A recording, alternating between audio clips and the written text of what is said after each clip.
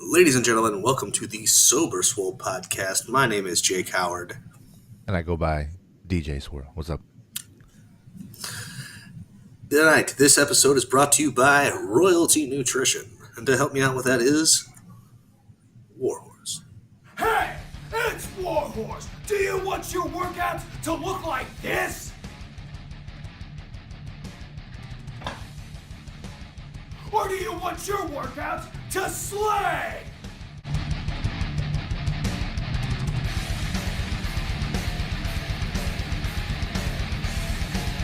When Warhorse picks his pre-workout, he wants it to slay. If you want second place, go with somebody else. If you want to be a champion, go with Royalty Nutrition.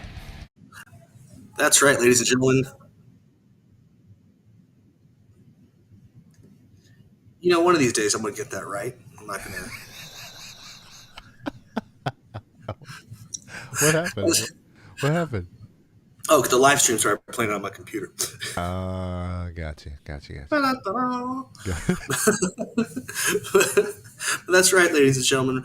Royalty Nutrition. They are a veteran-owned and operated supplement company that doesn't automatically use the cheapest ingredients while making the formulas for their supplements. Sorry, I was trying to catch a fruit fly. Use the discount code 37HJKE to save 50% on your entire order. My next shout out of the evening will be to Gorilla Gains. That's gorilla-gains with a Z.com. They are a fitness apparel company that you can wear comfortably in and out of the gym. They also make great equipment to help keep you safe while you train. Check them out and use the discount code JAKE15 to save you 50% on your entire order. And to talk about the empire of Buy-to-Buy, here's Caesar. The empire. Man, I like the sound of that. Yes, Buy-to-Buy. At BUYTOBYE, everywhere you are online. From the time you buy to the time we say goodbye, we are a full-service, on-demand delivery, moving, staging, TV, mounting, and assembling company. So if you don't have the time, towing, or muscle to get something where you need it to go, give us a call. Let us know what you need done. We'll send you a real quick free estimate back, get you on our scheduler, and get you taken care of. This is the content production side of Buy-to-Buy Studios. You can find us everywhere online at that, BUYTOBYE, and Studios. Yes, high quality content, low cost. If you are looking to elevate your podcast, if it's only audio or if the video is just you on your phone, something simple, you want to upgrade that, let us know. We will take care of you and allow you to do that. Whether that's brand awareness or if that's just something you want to do with your good friends, which is basically what this is right here. We've been doing this for a few years now, and outside of the thing that we do to wind down and to vent as men, it's also a space that allows us to get deep, talk about sobriety, talk about fitness, and if you have a niche, if you have something that you're passionate about and you want to elevate your platform to do so, that's what we're here for. So that's my spiel. That's my story, and I'm sticking to it. Oh, man. Well, what do you want to hear about first? What my ADHD led me to do, or what's going on with the house? Ooh. No, let's go with the ADHD first. Okay. So I got targeted by an ad on Instagram. Ooh. From NASM or the NASM, the personal training school. Gotcha. The King Dingaling one. And they were running this we're running a 75% off special on all of our blah, blah, blah. Come check out the website. And they were running a pretty good deal on a program that's CPT, nutrition, wellness, and something else. But it's pretty much just all the way around pretty much something of everything we offer course. And I went, why not? I could pad my resume a little bit. Sure. So yeah, that's what I'm working on. And That's what's the timeline with this? Like, how long is it going to take you to see a return from it? I should have everything done at max 6 months. Nice. And that's if I sit down and really hammer it and keep to my schedule. And at the end of that, what will that mean for you different from right now? Nothing. Certification, essentially? Yeah, it's just a different certification. It's like I'm already certified, and I'm a vertical diet certified coach. It's just NASM is it's the most widely recognized and accepted certs anywhere. Authority figure. Yeah, Got you. just yeah, and so if I did a resume card, you know, Jake Howard, Right. coach, King Dingling. Here's my certs. And so you said that got sent to you at random, or because you were looking into something else and it goes, oh, you might like this also? No, it's because I follow all these fitness accounts and coaches, and I was posting a lot about Lizzie's show. Yeah. It was on my birthday, and I'm like, well, maybe this guy would be interested in this. And I was like, well, son of a bitch, you. Yeah, because it's funny you brought that up because I got solicited by the Better Business Bureau. So I have been aware of the BBB as a small business owner. I obviously want to be in their good graces just off of principle. But apparently they reach out to local businesses and they just solicit. And so they say, we are the authority figure. If you pay us a certain amount in dues every year, we'll continue to say that you're as good as advertised. Right. And I was just like, okay. And then I was reading into it. And so, like, this article I read essentially was like, okay, it's the BBB. So it's a recognized figure that adds a layer of trust toward your business. However, their demographic is 55 plus. I don't know anybody of an age under the age of 30 who would say, what does the BBB say? Is it BBB certified? Like, yeah, it doesn't seem like it's anything. And I don't want to say the wrong number, but it looked high in terms of what you paid to get their pat on the back or seal of approval. So, yeah, I got solicited by them too, and I was like, I did the opposite. I saw it and I was like, I'll go with all of the 5-star reviews I get from the people I actually take care of. So, but yeah, authority. Well, yeah, the authority. I'm actually probably going to do some more reading and studying this evening. Yeah. Let me wrap this up. When we wrap this up, depending on what time it is, because Yeah. So what's the news with the house? so we went in and got the inspection. Termite dude said there was termites, and the company that we're buying the house from, which is Open Door, whoever the painter was that they hired just came in and painted over the termite tubes. Awesome. And so, there's a negative termite report. And then the water main that you can control, the main water supply inside the house, it leaks. Yep. The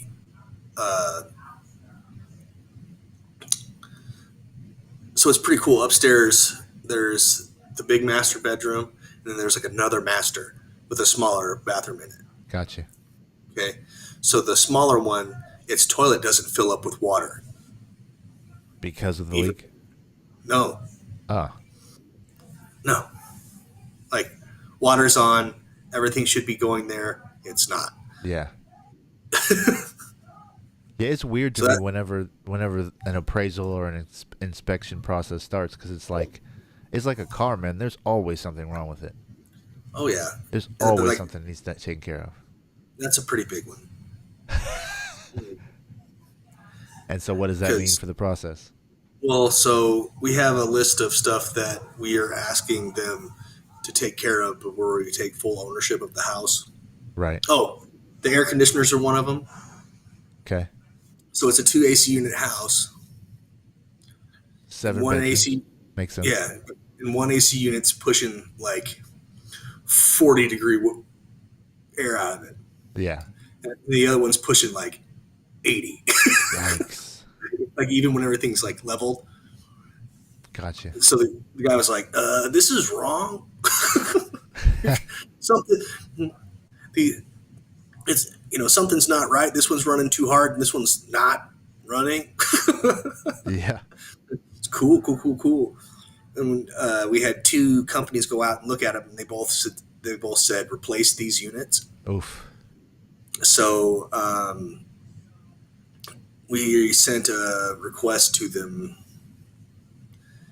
yesterday, being like, "Here's our list of shit that we need done in the house. We're just waiting back to hear from them." Right.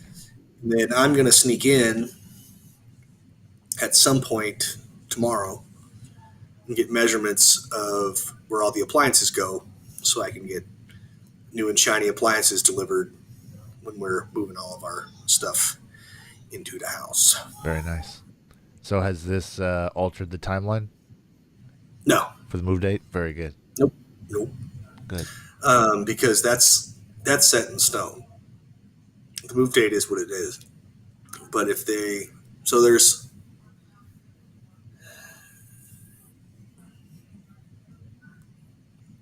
now it's like the battling back and forth of what they're willing to pay to fix, Right.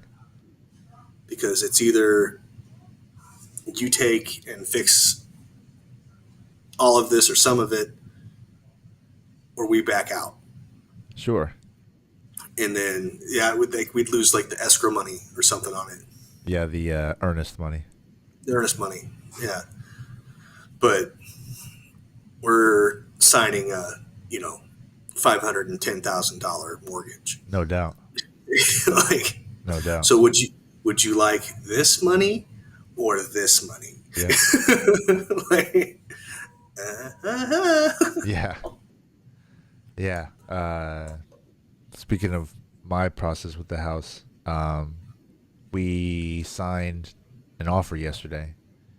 And so the next 7 days, we've got the inspection, appraisal, all that process going down. It's a cash offer, so Yeah. it does not need to meet the terms.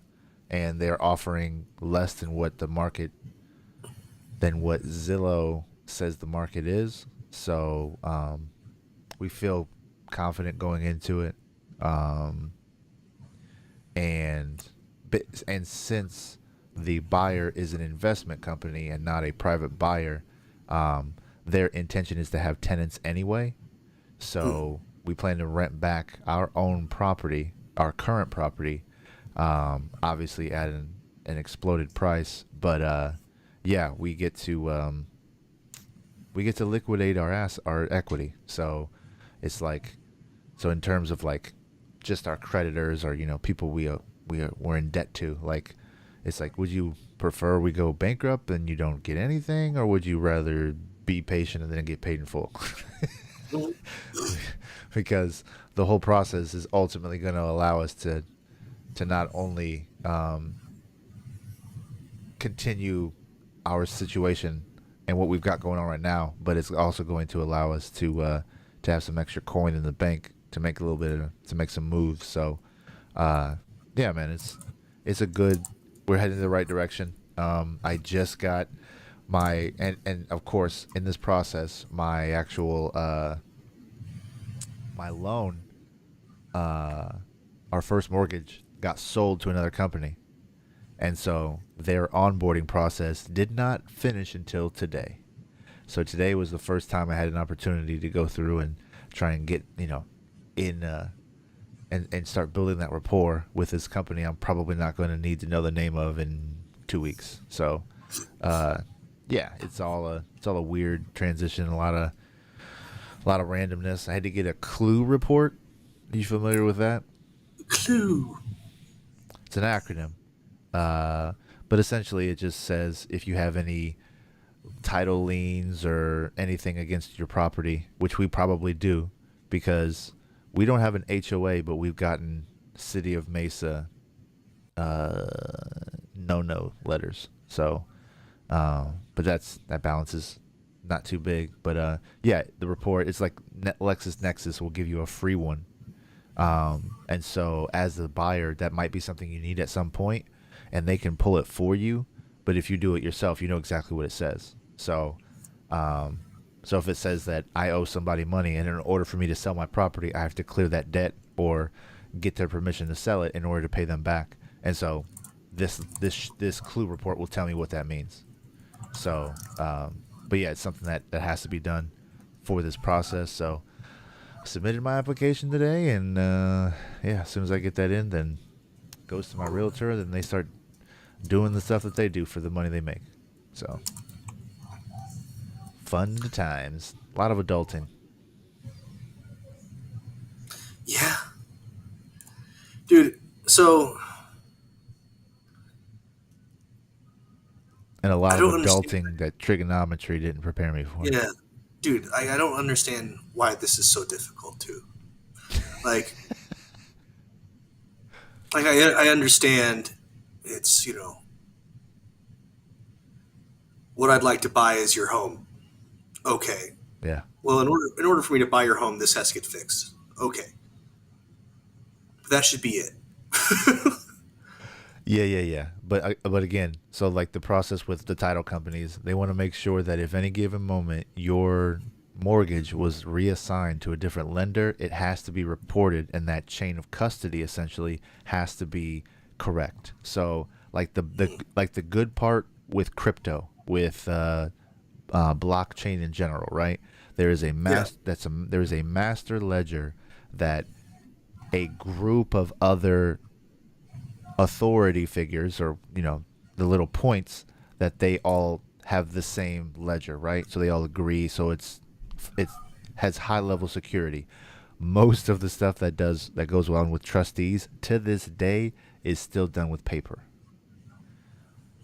like snail mail. So, and that goes. And my house was built in '79. So throughout the 40 plus years my house has been around, it has exchanged hands multiple times. And if at any given point there's something off, then the people with the trustee or with the title company, they have to make sure they do all that. That's what I used to do as a job. So I know that this process can get messy, but our chain of title has been pretty simple. There's just any liens or adjustments that might be held against it, because Arizona is one of those states where they'll be like, oh, you went in debt, they can put it against your property to make sure they get paid back. So if any of my creditors have done so, then they'll be one of the people who I have to appease during this process. But based off of the equity we have, I'm not concerned about any of them. I just need to get that money in my hands so I can get the people paid that need to be. So are you comfortable with saying like what happened and like what led to all this? Or yeah, I mean, it was a collection of things, but the pandemic got me without getting me sick. Gotcha. And so my wife lost her job, is now a substitute teacher. I was grossing like $15,000 a month with the partnership deals I had up, with all of the word of mouth, with everything going on, and then the supply chain cut off 4 of my vendors, and then my main one went under. So all of that killed my productivity, killed my revenue, killed all of the normal obligations I could meet in terms of monetary obligations, no problem when things were coasting. But now that things have shifted greatly, on top of gas being $5.30 now, when it was 2 years ago $1.95. Right. So like my costs of doing business has skyrocketed, and my income or my revenue streams have dried up. So yeah, that combination on top of, any and everything else that's gone on. I didn't qualify for any PPP loans because my business was too new. And then I have back taxes owed from the year 2020, and the federal government has not recognized as receiving it. So I am in a laundry list, like a CVS pharmacy receipt list long of people in this nation that the IRS has not gotten the money they owe us back. So the fact that You're they don't even you're supposed to be making interest on that, right?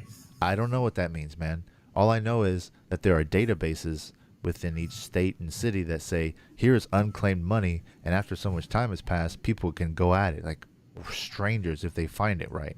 And so if I got paid from the state of Arizona for the same tax year, how did I not get it from the federal government? Right.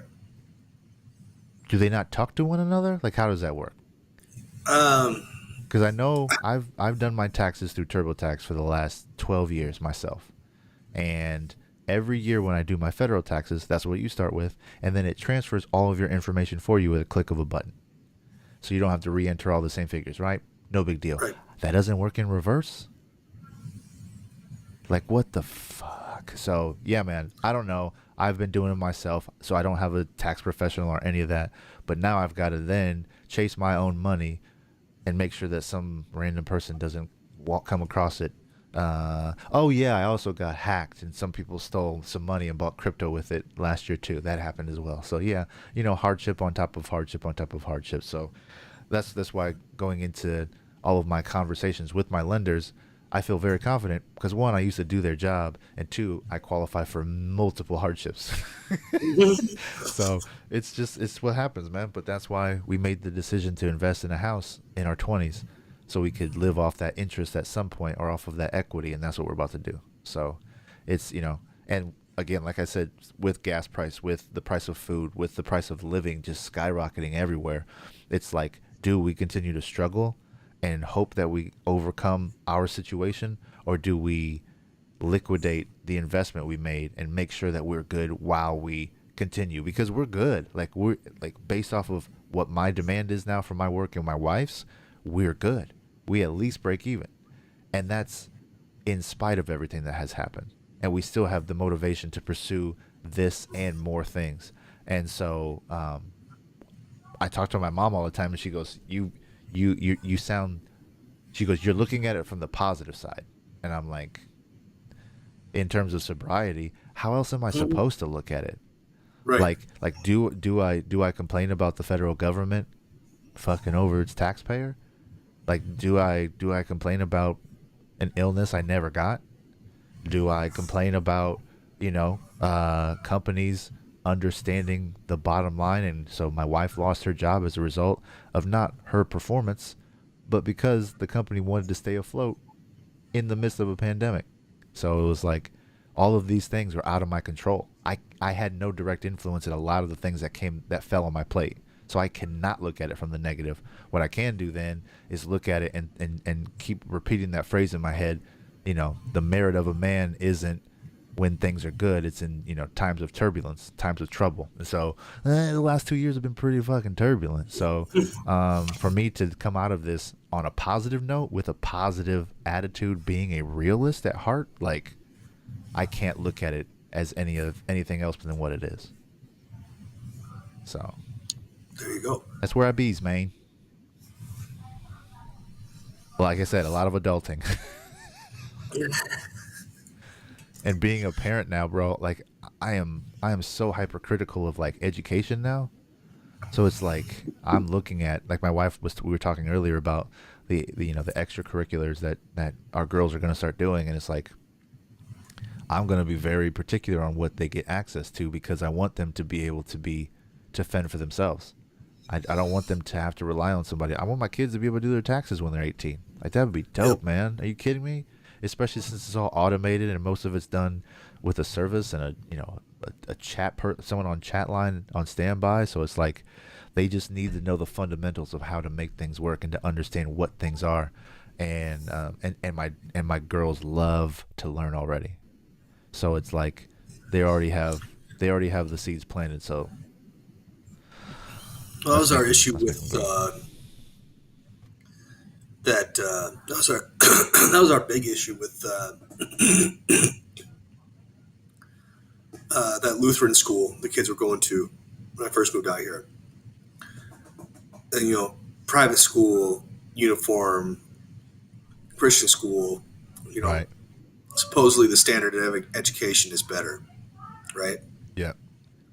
But the thing is, you go and we talk to these kids, and they didn't know shit. They didn't know shit. Like they'd been like one of my biggest things was they'd been taking Spanish since they were in kindergarten, Oof. right? And I'd say, "Well, what's this in Spanish?" None of them, no clue, no idea. Dang.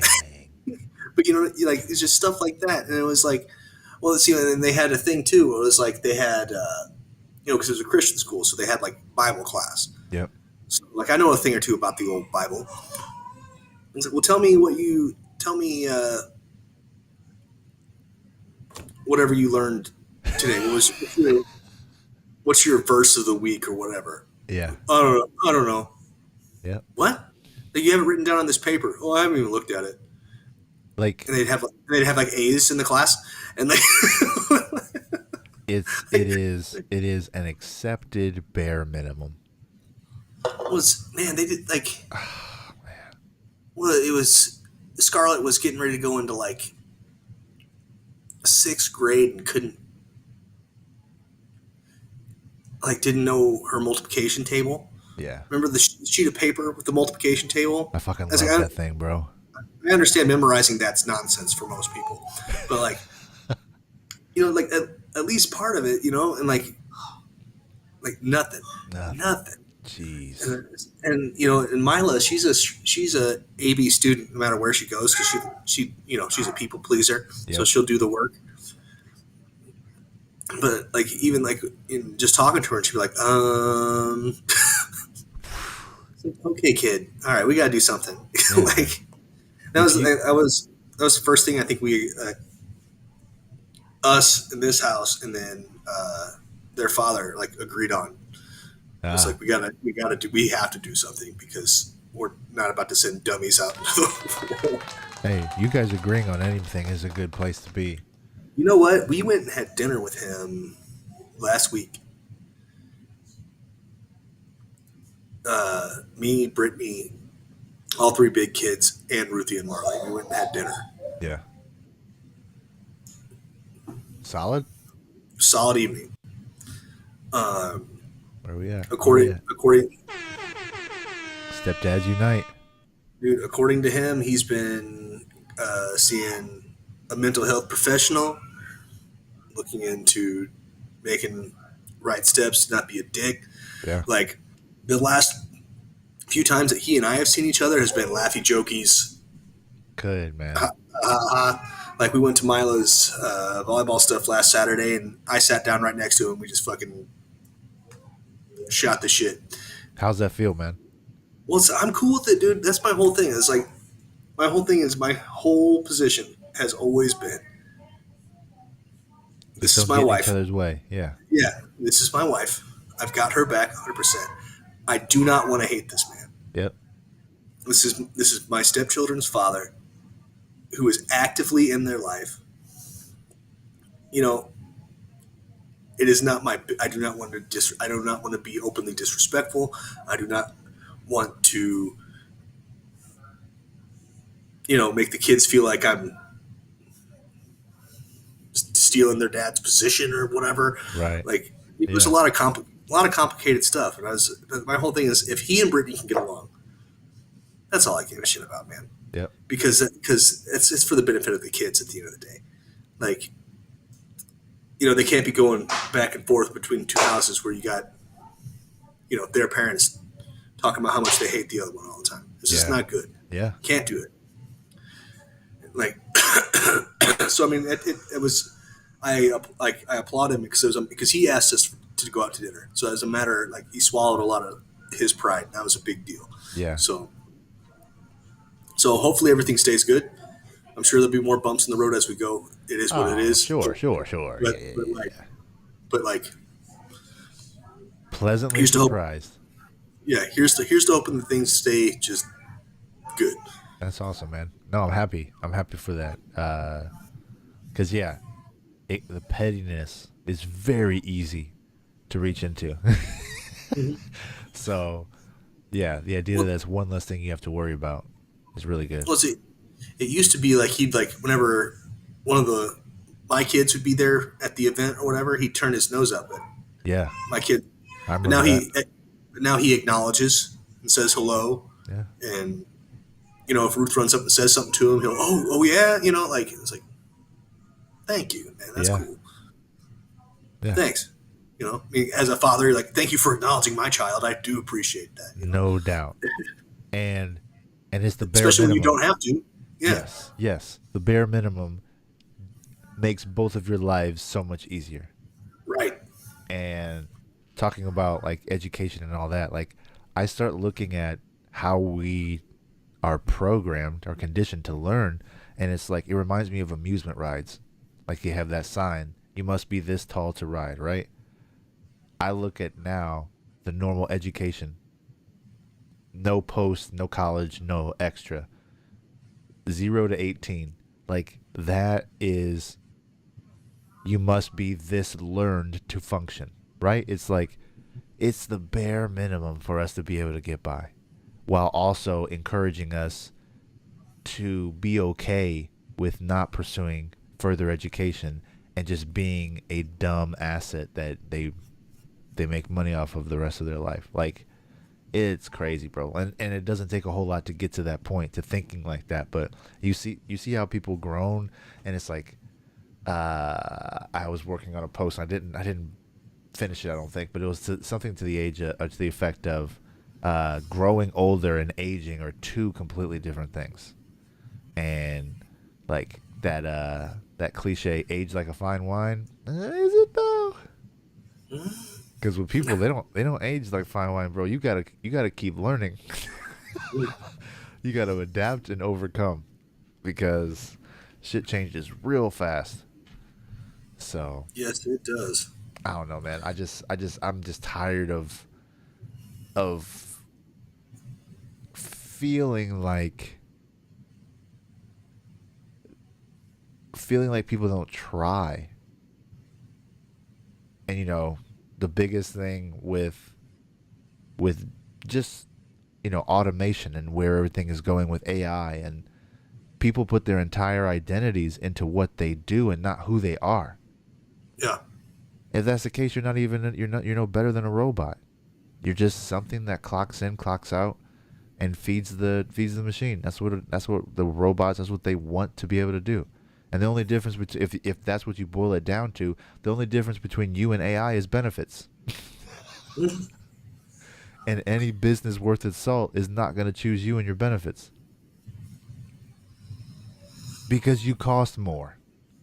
Right. You call out, you get sick, you have babies and miss time. Like, they ain't got to worry about none of that shit with a robot, dude. So like, but that's what a lot of people do. They wrap their entire being into, here's what I do, here's what I work for a living. And the value in that, I don't know. I just feel like we overvalue that so much. No, you're not wrong. One of the I'm very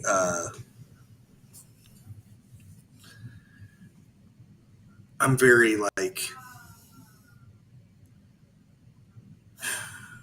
All I want the children to understand life outside of beep boop beep boop. Yeah, Here's what we and how like. and how much we're desensitized to everything, because everything is just thrown in our face. Very little filter, very little. We have access to so much shit. So, oh man, but we do all of that to work toward what? The Yeah, like same shit. To work, to play, repeat. Like, we're robots, dude. And then if we don't try, like, I don't know, man. let's I think one of my favorite things to do is to be is I try to be aware of the system and do my best to think outside of it for at least part of my day. Because we've talked. Like I watch C-SPAN. If I want my political news, I'll watch these assholes say it, and then I'll think about it. Yeah. Like it's or like here's the the hype thing in the news of the day, and I'll go, okay, cool, all right. Yep. Here's what I think about that. I may say something, I may not, but also, man, check out those doves. They've been living in my backyard this whole time I've been here, man. So are you following the insurrection proceedings the way you were the Amber Heard trial? Nah.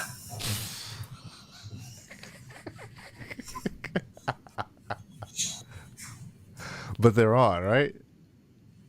Yeah, I can find them. Oh my god, that's hilarious, dog. That's so funny. But like, It doesn't interest me.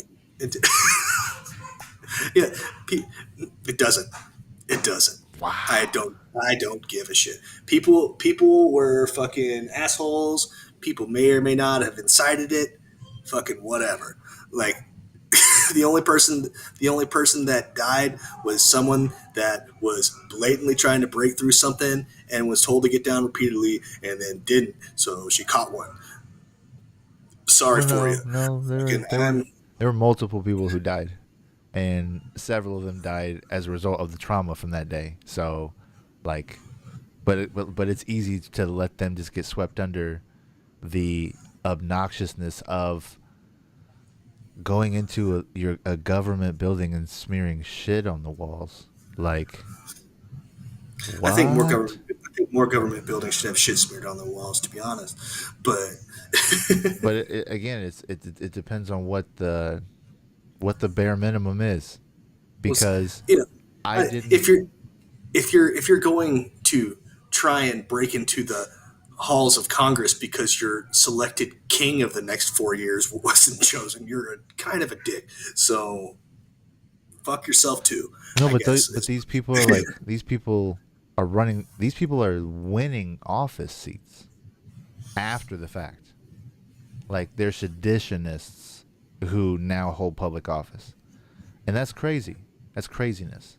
The idea that the tragedy in Uvalde somehow hit a peak when Matthew McConaughey was talking about it at the White House. Like, I've seen that thing, so I haven't watched it once, No, but I I've haven't watched seen most it of on my timeline so many times, and I'm just like, if he was the reason, if he was the thing that set you over the top, you're not paying attention. Like, and I wanted it to be sincere. I wanted to be heartfelt, and I'm sure it is. But like, it just reminded me when all those celebrities were singing "Imagine" Right. during lockdown, and I saw that, and I was just like, and so I made a joke on, or I commented on someone's post about it, and essentially just said, well, he's already an honorary Space Force member because of his work on Interstellar, so it makes perfect sense for Mr. Dazed and Confused to tell everybody to chill out. But it's just making light of the hypocrisy of, celebrity makes things mean more and all of this. It's all consumerism. It's all right back into the same thing. So Yes, I just don't. he didn't make me want to watch any of his movies. Like, it wasn't inspiring. It's getting up and saying the obvious thing on the biggest platform in our country. So I don't know. I'm choosing not to see that on the back end of over 50 people, something wild, like a dozen. I mean, whatever. I posted this thing a couple of weeks ago. It was like, there's been more mass murders in this country this year so far than there have been sunsets, and that's not going to change anytime soon. So it's like, it's just it's a matter of the people with the power caring, and they don't. As it, they make money off of the tragedy every time. So why would they shorten themselves when they've been patting their pockets for 50, 100 years, however long the NRA's been around. So, man, the NRA, fuck the NRA. That's coming from a 2A dude, like a 2A absolutist. It's wild, man. NRA. It's craziness. It's craziness that they have a conference or whatever a week afterwards, and they don't allow guns. Yeah, dude, and that was the most tone deaf fucking shit. Like, but it's normal. Yeah, it's unsurprising to see the hypocrisy on the back end of kids getting murdered. Like, it's so wild, dog, to where that can be the case directly after, and their legitimacy as an organization isn't questioned. It's wild. What other business can do that? What other business can do some absolutely tone deaf shit and not suffer any repercussions? If anything, the right supports them more. Oh, the NRA's under fire. Buy another gun. Pay my dues ahead of schedule. I don't know how that works. I'm assuming there's some money involved somewhere. But well, speaking of gun organizations, just to pivot right quick. Save your thought. Save it. You're good. No, it was it. That was it. There's no other. Sorry. It's pretty thoughtless at this point. It's there's an organization out there run by a guy named Maj Toure called Black Guns Matter. Yeah. I like him. I really like him. Because I just think he's the work he's doing with inner cities, teaching people the importance of self-defense and not being a moron with a gun. Don't going out of your way like to avoid purchasing illegal weapons. Like, he's an all-around good dude.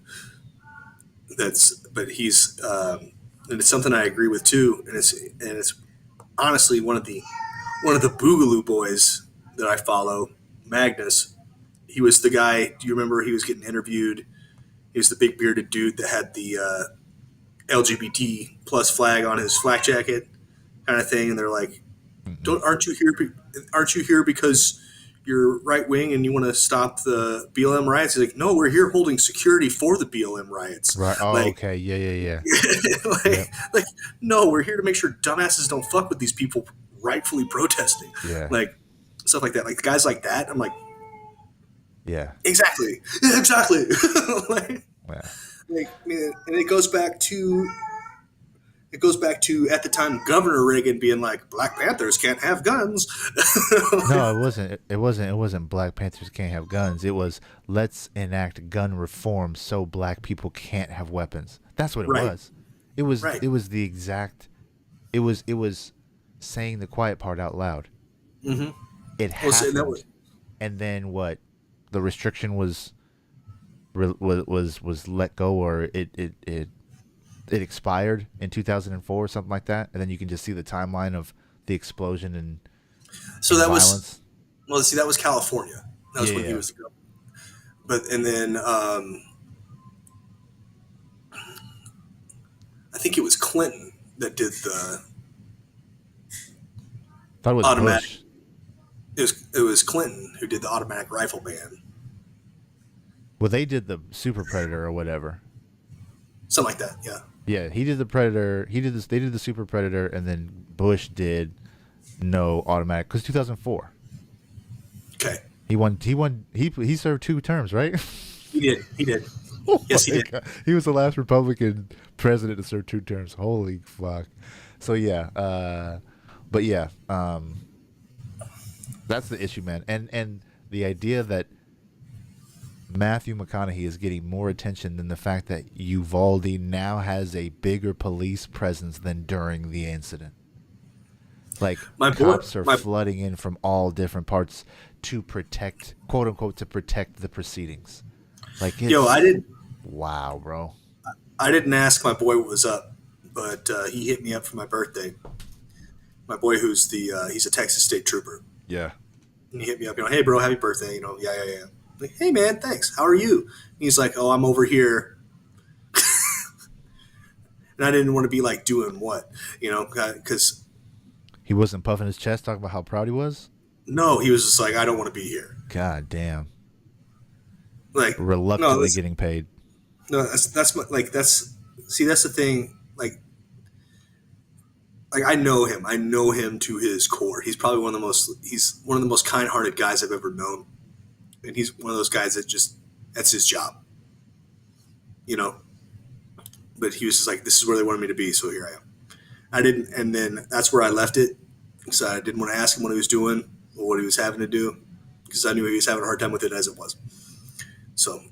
Yeah, that's the whole good cop argument. Like, whenever a cop does something shitty and they just don't say anything. Like, it's like, okay, man, I guess. Well, all of those cops, all of them should be strung up. All of them. Everything that comes out every day, it's just like, you might as well have killed those kids. Just straight up, they might as well be charged with accomplice. Just remember, like, the outrage, like whenever all of the women's rights, right? After Trump got elected, and then all of the women got pussy hats and they marched the Capitol, right? Or they marched the Washington Monument or whatever it was. Like, there was so much laughter from the right about the idea of virtue signaling, literally putting a labia on your head. And the idea that cops showing up to the site of a mass shooting after the fact and then are harassing the people there and the journalists who are covering, like, the strong arm, because that's what it is. They're strong arming people after a massive failure. So it's not even like you can't, the old cop cliche, one apple doesn't spoil the bunch. Well, so what happens when you just throw more apples onto a spoiled bunch? Like, it's not going to get better. So yeah. The idea that all these cops are hovering and they're intimidating these taxpayers. I say that word more than I have ever in my life. Taxpayers. These are people who are U.S. citizens who they are treating like people at the border. And God forbid, and then the fact that some of the parents who lost their kids' lives had to worry about being deported while they were waiting to hear about the condition of their kid. Like, the details and the nuance and the systemic nature of the lack of accountability for an organization that had 40% of that city's budget, that they had like literal training for the exact scenario that they practiced, like all of the arguments for more guns, for more training, for more money into these police departments just went out the window. That conversation, you can't, like, anyone who brings that up to the table now in a discussion with me, I'm going to stop it because it's laughable. It's hilarious, bro. Supreme Court case law, decisions made by justices on the Supreme Court. It goes back. I'll find the article. But it has been stated. It's been stated multiple times that police officers do not have a constitutional duty to protect you. So why do we give them so much trust? So that's how these guys are all going to get away with this bullshit. No, we know all that. That's not new information. But I know. But like, I'm just stating for people who might not get it. No, I got you. But what happens when you know that information and you do nothing, or you put more money into it? What does that say? Same bullshit. Is it not worse? Yeah. Yeah. Well, what's the definition of insanity? And there's a lot of insanity going on. Well, no. Because in that whole quote, right, is repeating the same behavior, expecting a different result. Right. No one's expecting a different result. The people who are eating off of all of these things are content with what's happening. One, it doesn't affect them. Two, it makes them money every time. They're counting. They're relying on the frequency of it. It's part of their business model at this point. Because it's so consistent. It's so reliable. And the people who perpetrate, the people who are the perpetrators they've got a type, right? And it's not even just skin tone. It's mindset. It is, oh man, it is lack of education. None of the people that are doing this are well doers. And then every time that there are red flags showing up, what do? The same thing your Texas trooper buddy does. I'm here. Yeah, this kid has been saying some crazy shit. Oh yeah, this kid goes into a grocery store and he says the N-word out loud on purpose and draws attention to himself. We probably shouldn't do anything about this until he murders 9 people. Shopping for fucking groceries. Like, it's... And the more and more you talk about it, the less and less you want to talk about it because of how obnoxiously one-sided it is. How many mass shooters have come out and said, go Biden? How many? How many fraudulent votes happened during the election? Same answer. Like, it's the common theme is lack of accountability. There's no consequence. So what you said, those cops should be strung up. That's even more unrealistic than justice. Because, if it was a case, if it was a pedophile, unless they were a congressman, it would be a big deal. Right? Right. So pedophilia is cool, but not... So kids living but being sexually abused, we have a hard line. But literal death, we don't. Wild, bro. It's money. What else can it be? Money and insecurity. That's the only thing it is. Because of how many different... On many different fronts, the failure exists. And it's just more of the same. So, yeah. So we're living in this insanity of understanding the cycle of how these things work, and we put no pressure on our representatives. No taxation without representation, right? Who are these fuckers representing? They are representing the people who put money in their pockets, and that's not us. I mean, technically it is us because we're paying the taxes, but we're not the ones controlling how their decisions are made. Those are the companies and the corporations they protect. That's fucking right.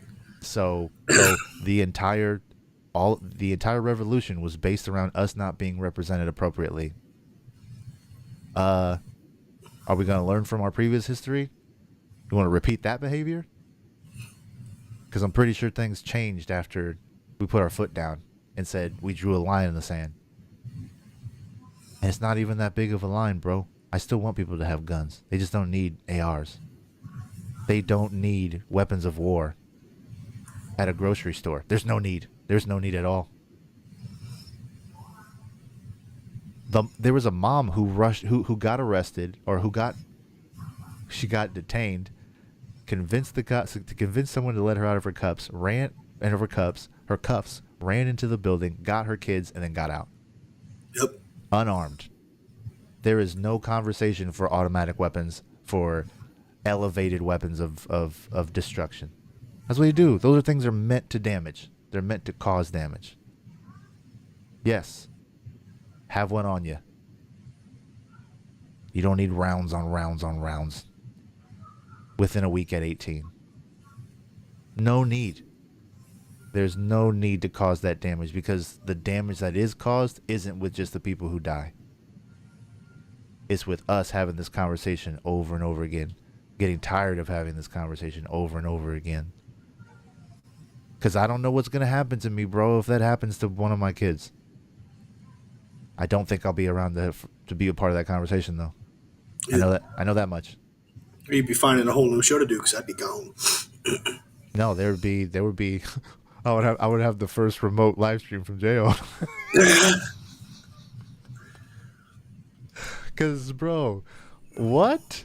Like, Ah, man, and the story about the dad or the husband who lost his wife and then died of a heart attack the next day. Yeah. Like, bro, man, sadder, sadder, sadder. And instead of us doing something about it to stop the sad, we get numb to the pain.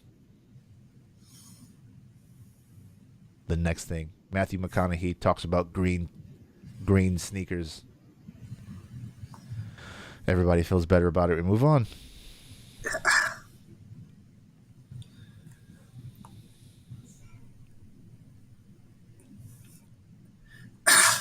Yeah. Yeah, man. But hey, Will Smith, man. That fucking guy. Remember when Will Smith slapped Chris Rock? Remember? I'm scared to do comedy now.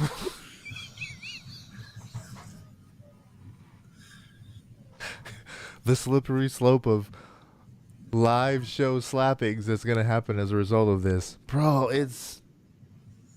we're a joke, man. We are the butt of every joke right now. Whether we're participants in it or not. We just don't hear it. Like, as much shit as we talk about Canada, they got to be dying right now, bro. Oh, and speaking of which, didn't they use the example of either Uvalde or Buffalo to then enact further restrictive laws? Didn't that just happen too? Yeah. Yeah. So we're literally the cautionary tale for our neighbors. America. Fuck yeah. God, bro.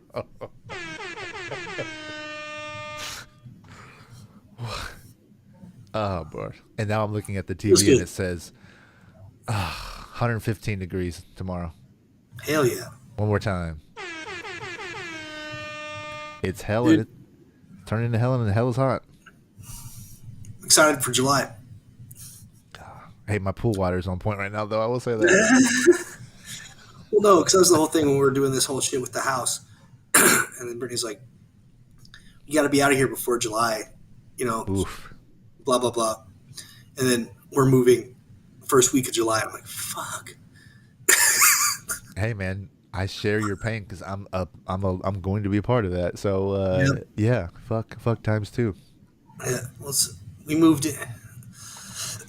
We moved into here during the month of March. And that wasn't too bad. But, man, I remember I was moving a former roommate of mine into the apartment I lived at. Fucking Christ. And I have, in this house, there's 10 times the shit he had. That's why I'm hiring professional help. Yes, sir. Oh, I have to. Oh my God. I'm going to set a reminder right now. Because I have to ask my wife to remind me when I'm supposed to have the girls dropped off at their respective babysitters. So I can then tell you, hey, I'll be back around this time. And Very we good. can get to start doing things. Very good. God. But I also know your situation, though. So if there's an opportunity for us to still get started or to still be productive really early in the morning, I'm game for that, man. Well, so what I'm trying to do the first thing I want to do is get Brittany's workstation moved over. Okay. Because that way we don't have to worry about that shit. Yep. And Continuance. yep. And then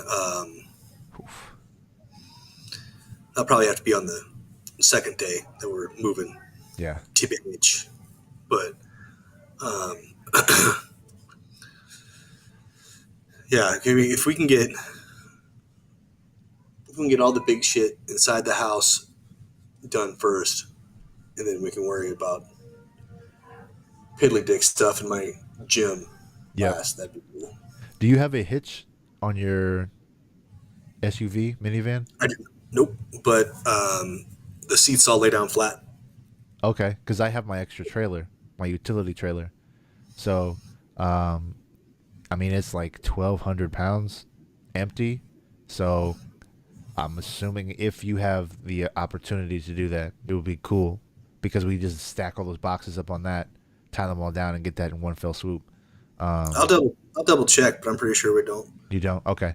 Well, Yeah. what I can do then is I can hire specific help that I know does have a hitch, and then I can just have them follow me, and that way we can try and get as much done as we can, whether that's the big stuff that needs two people or if it's, just one person stacking a bunch of boxes up on a utility trailer. Well, I do see us running into some issues Okay. just with trailers. It's the same crap we've done when I've come to work on you. I live in a neighborhood where people are like, I'm going to park on the street. Yep. Part of the game, man. Part of the game. Yep. Well, I'm stoked to get off this street, though. Yeah. Well, because it's not as wide as the other streets. And some jackholes love parking right behind my car every morning. I have a story I'm waiting on a statute of limitations to run out on. All right. Something about sometimes I can't keep the rage animal inside. Okay. And then I went to California. You're laughing about all this. I have no idea what's going on, so I'm just going to pretend like... I'll tell you off the live stream. Okay. Very good. Fair enough. Yeah, man. I'm going to work on getting us a guest for next week. Let's do it. And I got a poker tournament or a poker game I'm getting into on Friday or Saturday. First time playing at a live game, cash game in probably pre-Trump.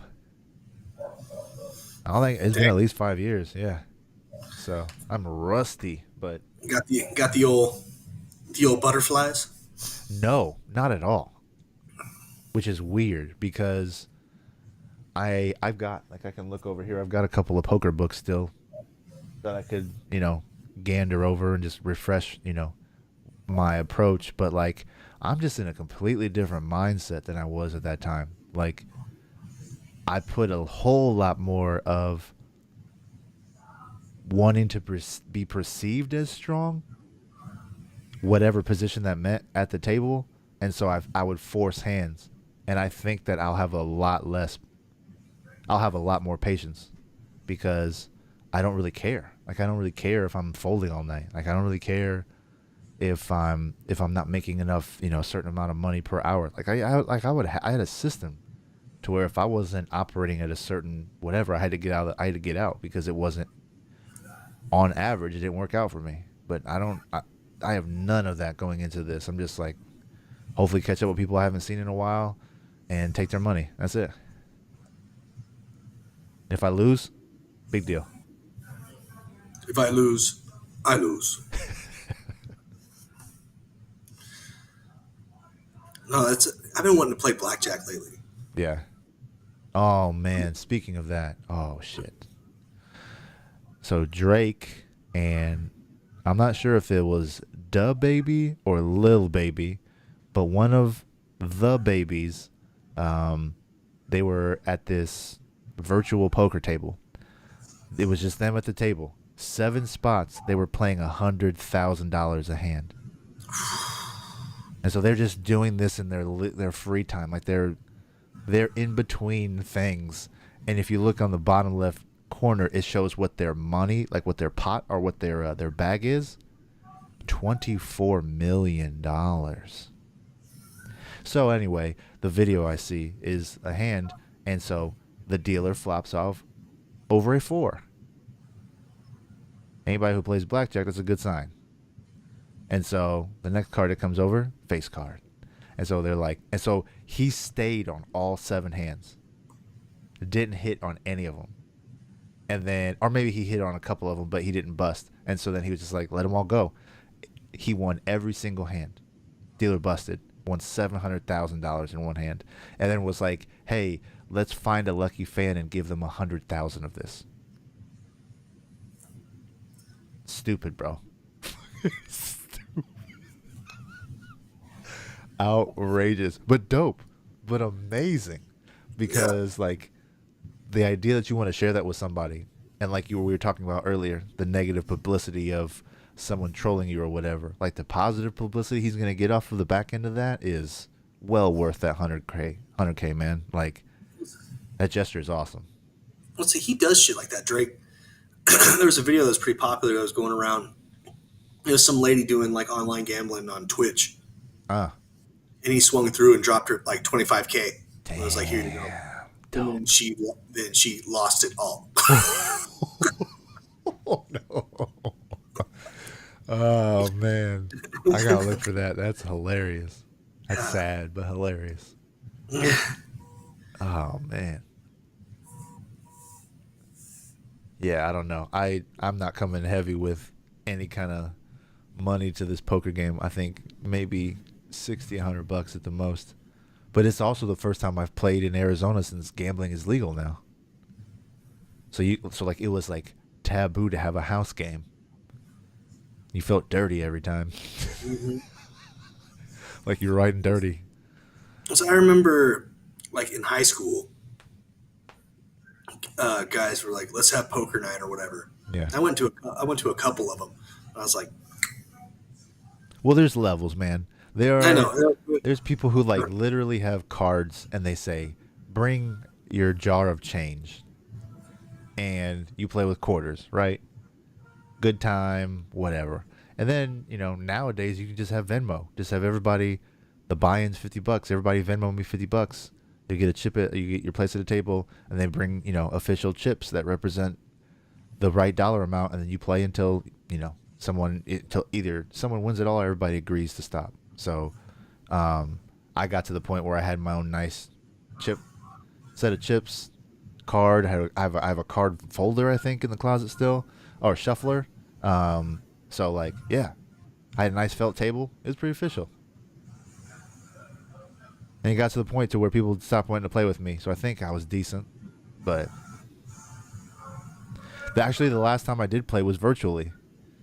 I had played with my dad and some people from back home, and we all just agreed to get on this table. I won like $140. Most people weren't happy about that, but that's how it works sometimes. So, I don't know. Is the game on Saturday? Just Which finished. game? The NBA Finals. I have to check that. I have no clue. You're not a basketball guy? I am not. It's probably either Friday or Saturday, but Let's pull up the old schedule here. Well, today the Celtics won. yep. Game 4. Game 4 will be on Friday, June 10th. God damn it. No game. Probably a fight, Yeah. then. I'm sorry? Probably a fight, though. Like a UFC fight or a boxing match. Yeah, probably. Probably something going on. I haven't been following any of that recently, so I don't know what's going on.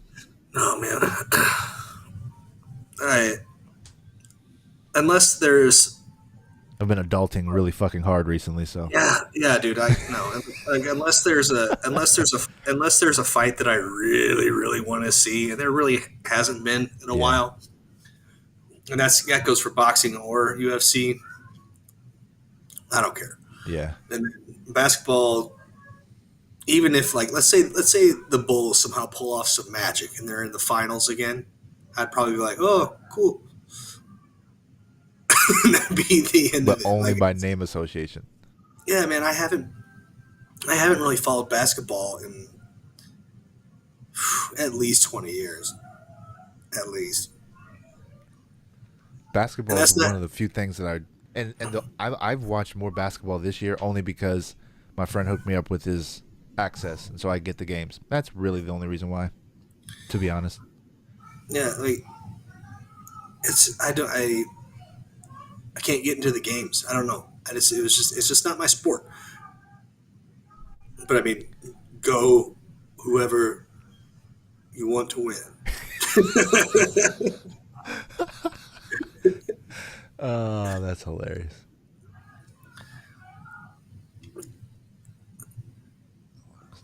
Football's another story though. I watch football all day. I haven't watched any of the new league or whatever that's been on lately. Oh no, the XFL's back or whatever. No. It's The the other AL. league, Yeah, the other league. the Libertarian Football League. Sorry, I'm not trying to be mean. Not trying to be This is mean. more than hey. I'm just saying that Hey.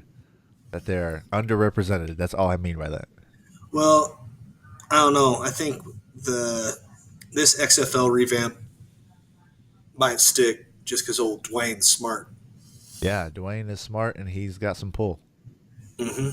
So I'll be honest. The moment I heard him being a part of it, I was interested. PR Well, move worked on me. do you remember how I was pissed off about that? Yeah. Like, so it was Vince McMahon sold a portion of his WWE stock to start a new production company, which was which the XFL ran under, and that was how it was supposed to be. And then something came out that like WWE still spent money on it, and that's what chapped my ass. So it was supposed to be a whole separate entity because the WWE being tied to the XFL, the first part was the reason for its downfall because they turned it into a bad wrestling show with football. Well, you think so? Yeah.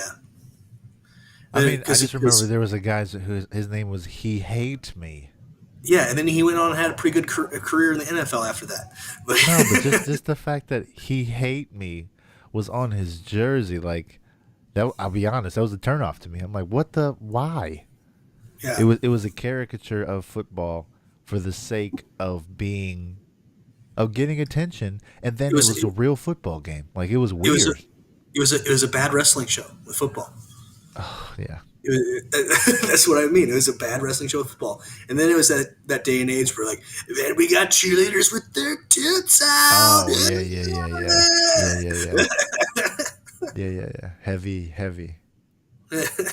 Heavy on Maybe that if you shit. get lucky, they'll kiss. Bro. I mean, but yeah, I hope it gives you another serious option to watch. Well, thank you. But with the way that gambling is now, would you be surprised if the games were like planned or scripted? Like, would that be a turnoff in terms of like the wrestling element? Could they pull that off? No, I don't know. See, Could you like, throw a screen pass that was supposed to be intercepted and sell it? well, it's like, Because like the Globetrotters have been around for how long? right. And we all know the deal, right? Like you don't go to a Globetrotters game rooting for the other team unless you're one of those people.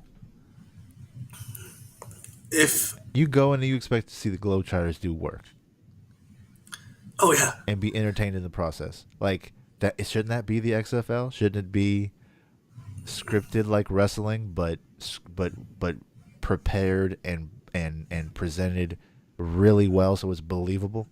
so that's been my biggest issue with WWE wrestling as a whole lately. Like I don't even watch it. Like I watch 2 pay-per-views a year now, which is WrestleMania because WrestleMania is always ridiculous, Yeah, and the Royal Rumble is one of my favorite things to watch ever sure. because it's everyone comes in the ring and it's always something ridiculous happening with the guys getting thrown over the top rope. Yeah. Can't like, you can try really hard, but it's really hard to fuck up the Royal Rumble. Did they do Royal Rumbles during COVID? Yeah. Well, so they had That's a lot of bodies in a tight space, man. how they did it.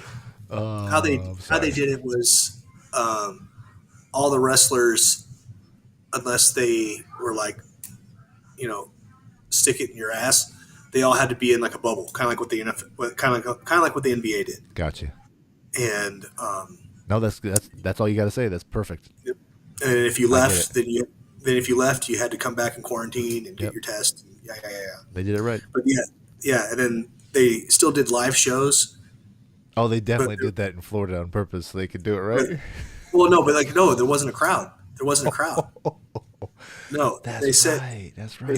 they set it up to where there was just like big LED screens around the ring, Yep. and you paid a ticket fee to be on the to screen. be on the screen. That's amazing, bro. The hustle never sleeps. Yep. Never sleeps, dog. That's so amazing. Yep. And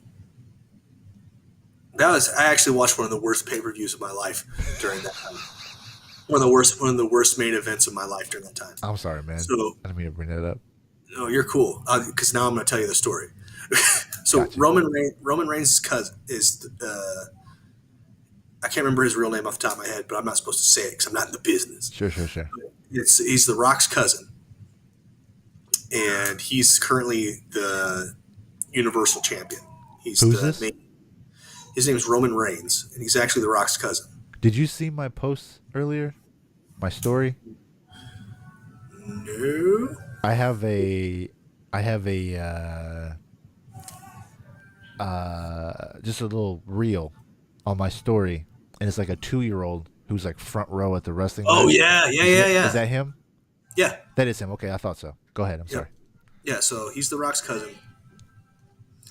And but so he was wrestling a guy who is, if they would like use him right, he's amazing. His real name's Kevin Steen. And I can say that because I watched him wrestle under his real name for years. Easy. Suck it. But he wrestles under Kevin Owens there in the WWE. And they put on a really great Falls Count Anywhere. And it was what was the match? Yeah, it was a Falls Count Anywhere match. So that means you could go and fight and win anywhere. Yeah. Right. And they did this thing where Roman went to handcuff Kevin, but it got screwed up, and Roman Reigns ended up handcuffed to this thing. And it wasn't a Falls Count Anywhere. It was if you were down for a 10 count. It was you had to be last man standing match is what it was. But anyway, so he ended up getting handcuffed to this scaffold to the point where it was like he couldn't stand up, kind of thing. Yeah. And his manager was supposed to come over and unlock the handcuffs, but they gave him like the wrong handcuff key or something. Oh shit. So it screwed the whole thing up. So the thing to do would be like Kevin Owens wins, and then like you have him lose the next week on TV. Right. Right. No, they didn't. They had Paul Heyman fumbling trying to get the handcuffs undone. Roman got in a weird crouching position, so he wasn't technically down, so the count couldn't start anymore. So they had Kevin Owens run over so Roman Reigns could nut shot him, and then he fell over, and like it was. Wow. It hurt me. It hurt me so much. Oh no. Yeah, man. Speaking of access to watch basketball, I got access on TNT. And if you're not watching basketball on TV and TNT, you're watching wrestling, right? Because holy shit, there was so much stuff on there for wrestling. Well, AEW, I don't know if you remember, I may have talked about it, but when they first came on the air, I was like, this is shit. Yep. But from what I've seen, like they're slowly getting better. Okay. Slowly but surely. Nothing I saw didn't look like the real thing. And I couldn't tell you what organization I was seeing an ad for at the time, or, came up as the header. But like, I saw this week that there's a new golf tour. Yes, and if you decide that you're going to play on that tour, you can no longer play in the PGA. And the weird thing, That's correct. I watched Tim Dillon talk about this. Okay. And it's owned by the Saudis. It didn't take long for it to come out. Ooh. But the rumor is apparently Phil Mickelson has a bunch of gambling debts that he needs to pay off, so that's why he took the that's not a secret. Yeah. Yeah. It's been public that he's got some massive gambling debt. So I follow a few golfers, and a couple of them have joined the league. And so, my initial reaction to it was supportive, was cool, good on you. You're a free agent. Take your talents wherever you're going to get paid and taken care Yeah. of. And then I immediately saw an article, and it was doing that. It was picky. It was egregious though, and I took screenshots. I don't know if it ever made it to my timeline or not, but I took screenshots of it. I was just like, yo, this person's like, if you want to just be called a hater, just say so. Like talking about, the Saudis and dirty money, and they might have said dirty money like 3 or 4 separate times. And I'm just like, and so, you think about the Masters. I mean, the acronym golf is that a myth, or is the actual golf acronym guys only, ladies forbidden? I have no idea. I've never heard that. Oh, you've never heard that? Okay. Well, I'll let you do your Google deep dive. But Well, 'cause- allegedly, I'll say allegedly, that's where it spawns from, which is right into the patriarchy, right? So it's like golf's origin is Scottish. Yeah. Golf's origin is Scottish, but whatever it's from, it's not inclusive. And then you fast forward to Tiger Woods, and I mean, in our state, he didn't play. He hit a hole in one on 16, the now most famous hole on the Open tournament.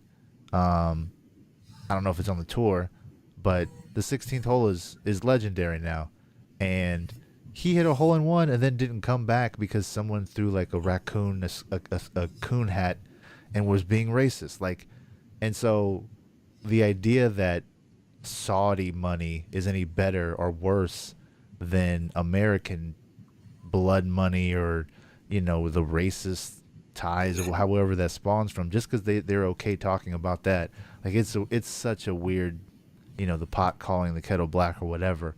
Like, it's hilarious that's the only thing they talk about, is who is sponsoring the money. And we're now right on the tail end of our conversation about lobbyists and the NRA. Like, they're funding domestic terrorism at this point. So it's like, every time you're going to point the finger at somebody, you got 4 pointing back, or whatever that thing is. Yep. So it's like, just reading that article made me want to watch it even more, out of spite, I guess. I don't know. Yeah. But I get you. they came across as being such a hater, and it's like, yeah, no kidding. Anybody who talks about Abu Dhabi and all that stuff over there, the fucking emerald cities in the middle of a desert, like, yeah, that money's probably not going to be clean.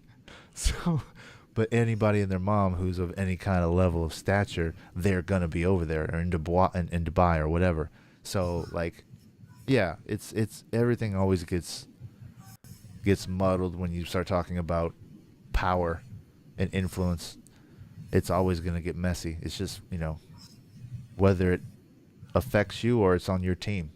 If it's against your team, when the coach fucks up, you give him a pat on the back and say, do better next time. But every time the coach on the other team fucks up, you're like, I'm glad he's not my coach. That's basically what they're doing. Yep. It's whack. Super whack. Dude, But those dudes are making bank. They're making bank. Oh, yeah. Yeah, they're getting fucking paid. Bank. Speaking of, did you see that Amber Heard's main lawyer went on whatever morning show that Nate Burleson's the host of, the former NFL wide receiver? Nate Burleson, yes. It's like a CBS or show, something like that. CBS Yeah. This Morning. Yeah, for those who don't know, Nate Burleson played wide receiver primarily for the Detroit Lions for his career. And the Seahawks. A little bit of Seahawks, but in Detroit he was overshadowed by Megatron. a much better wide receiver. One of the greats. Yeah. But she was saying something about, she was making an excuse about why she lost the trial or whatever. Oh, yeah. And he goes, well, I'm a former NFL professional football Close player. up. Yes, sir. And he goes, there's times where, yeah, you can blame the other team all you want, but sometimes you just got to go home and look at yourself. Did you see the actual, like, the unedited version of that, to see her reaction and how she replied? I didn't see how she replied. No, I didn't either. I just saw her reaction, like the frame after that, like her blank stare. Like, it was perfect. Yeah. The edit was really good. I did see that. Well, it was kind of like how that ex-TMZ guy crucified her during the court case. Oh, I have no insight on any of the case. It was murder. So So this was all rebuttal witness and people who hadn't testified before. So one of her job is, as you know, when you're going up against a rebuttal witness, you get up and you want to discredit them as much as possible, Gotcha. right?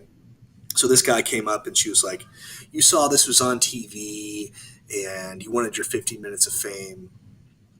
Blah blah blah. Just trying to get under his skin to get him Yep. to react. And how he reacted was, Beautiful. Okay. and he goes, "I guess you could say the same thing about you for being Amber Heard's lawyer." Yes, I did And see that. Yeah. I and saw she that. got, and it is like she had to laugh because she knew she got fucking nuked so hard right back. Yeah. It's just fucking boom. That whole thing was hilarious to me. I if I'm watching a court case that's nationally televised, I watch it on Ricardo Law's YouTube channel. Mm. Have I brought this up? Yep.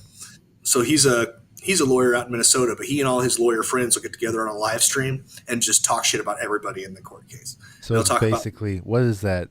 Fight companion? yeah, It's a fight. it's like the fight companion version of court cases. I got you. pretty much, yeah. And it's incredibly interesting to me because then you have these lawyers being like, here's what they did right, here's what they did wrong, and they did that on both sides. Yeah. You know, I mean, like obviously there was a bias, you know, but it was like, What does that mean? What do you say when you mean? oh, they were definitely Team Johnny. Team Johnny. Okay, I figured that was without knowing, but yeah. Yeah, but they were like, here's the stuff that Amber's lawyers did well, and here's what they could have done better. Gotcha. You know, like, so I mean, like, yeah, obviously they were like making jokes at the expense, but they were like, here's where, well, like, no, the worst was when they get the women lawyers on there, and the women lawyers would be like, this bitch, Yeah, and yeah. Oh man. Yeah. Oh yeah. No one's gonna take down another woman like a woman. Well, it's, you know, hell hath no fury like a woman scorned, but like I don't think hell hath a fury like a woman lawyer. Like, I don't know. She got played, so she is a woman lawyer and she didn't show up. So well, that Camille Vasquez did. was she on Johnny's team? Yeah, she was one of Johnny's. Just watching her cross exams would be worth your time. Okay. Just because you'll go, oh, oh. Like she's fucking good. Like especially when Amber was on the stand, she got up there and she pretty much just got up and like dusted off her fist and just started swinging. It was nasty. Like, Well, their whole relationship was real messy. oh right? no, like you won't hear me say that Johnny was 100% always in the right. Like no, dude was obviously had his own issues and fucked up shit and Yeah. So weirdness. I think that's the thing that turned me off from getting invested in the legality, like because it's basically a court of law telling them, you know, it's kink shaming. It really is. It's kink shaming and in legalese, which is weird. It's really weird. And so people's relationships will be like that. And so and then when boozes and extracurriculars are involved, like it's anybody's bet. So I kind of stayed away from it for that. But I mean, just because it's in the ethos, like it's hard to not see it. But yeah, I didn't get invested. that was kind of like why I was there though. I was like, let me see this dog and pony show. I want to see how fucked up these people really are. Too many school shootings, man. I get you. Too many school shootings to sign up for some bullshit. Well, so I chose that to be my distraction from reality for a while. Yeah. I guess my And then with the final verdict, like they both won technically, right? But she lost in the net of it all because his judgment was bigger. yep. Yeah, and they won't advertise it as that. They'll advertise it as Johnny Depp is owed $15 million or whatever. And you're just like, you read the fine print and you're like, one, he had to pay her $2 or $3 million or whatever it was, and then two, she's never going to pay that money. So it's a moot point, but the big headline is what they want for the story, and then it'll die off in 24 hours. So it's just like, we won't talk about that shit again until it winds up on Jeopardy as a joke. So Right. Who's running Jeopardy now? Mayim Balik, the young lady from not How I Met Your Mother, from The Big Bang Theory. Yeah, Also yeah, she was awesome. famously from Blossom. Blossom. There it is. There's our age. Where is it at? Blink, blink, blink, blink, blink. Yes. All right. No, Well, do you want to hear? Do go for it. you want to hear some golf origins real quick? Yes, let's see it. Hear it. Golf originated from a game played on the eastern coast of Scotland in an area close to the royal capital of Edinburgh. In those early days, players would attempt to hit a pebble over sand dunes and around tracks using a bent stick or a club. Fun.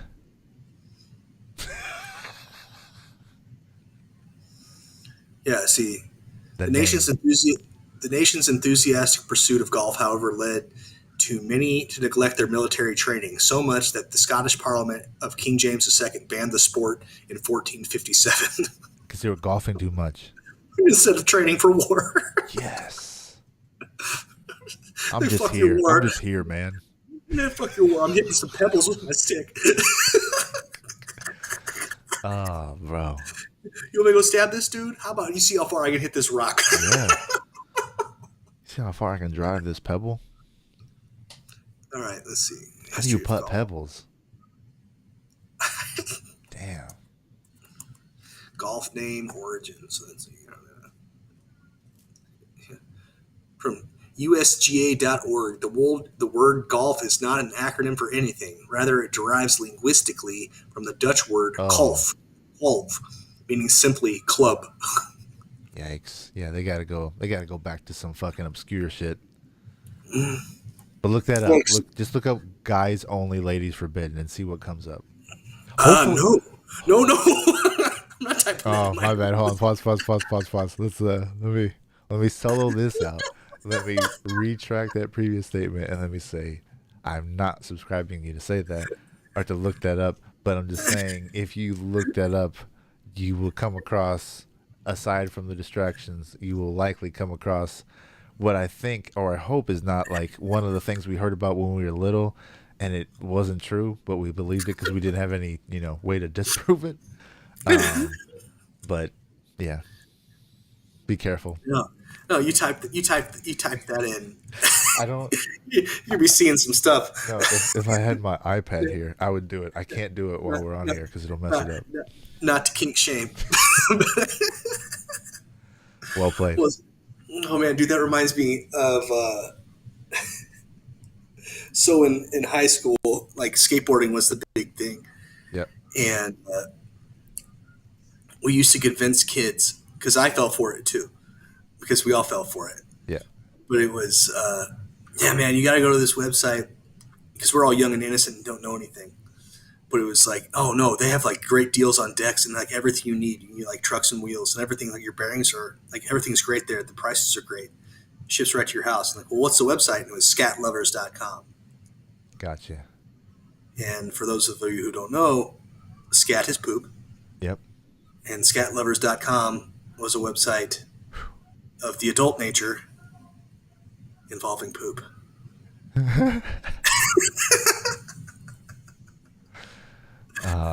So according to everything I see, it says that it's false, which I'm glad. It sounds like one of those dumb things that we believed. But yeah, basically it says that was not the case.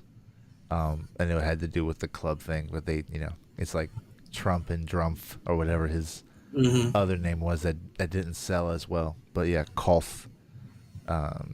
So yeah, it's just from stick, which, every other game has that kind of thing. So basketball, they literally shot it into a basket. Baseball, you touch bases. Like football is really the only one where they were like, let's do soccer, but not. And definitely still this name and upset the rest of the world, basically. Well, do you know who invented the name soccer for the game? No, please enlighten me. It was the English. Yes. It was the English. And then when surprise. And then when it came over to the United States, they were like, no, it's football. Fuck you guys. And we're like, fuck you then. Like, it's soccer. Wait, hold on. So the English made it up. Yep. And then they tried to bring it here? No. So the English started calling OG football soccer. So when it started getting played in the United States, and this was soccer, Great Britain was like, it's football, guys, you dumb Americans. And then the Americans were like, fine, we're done. It's soccer. Fuck you. And then, Jesus. yeah, so it's actually no shit from England called soccer. And then they were like,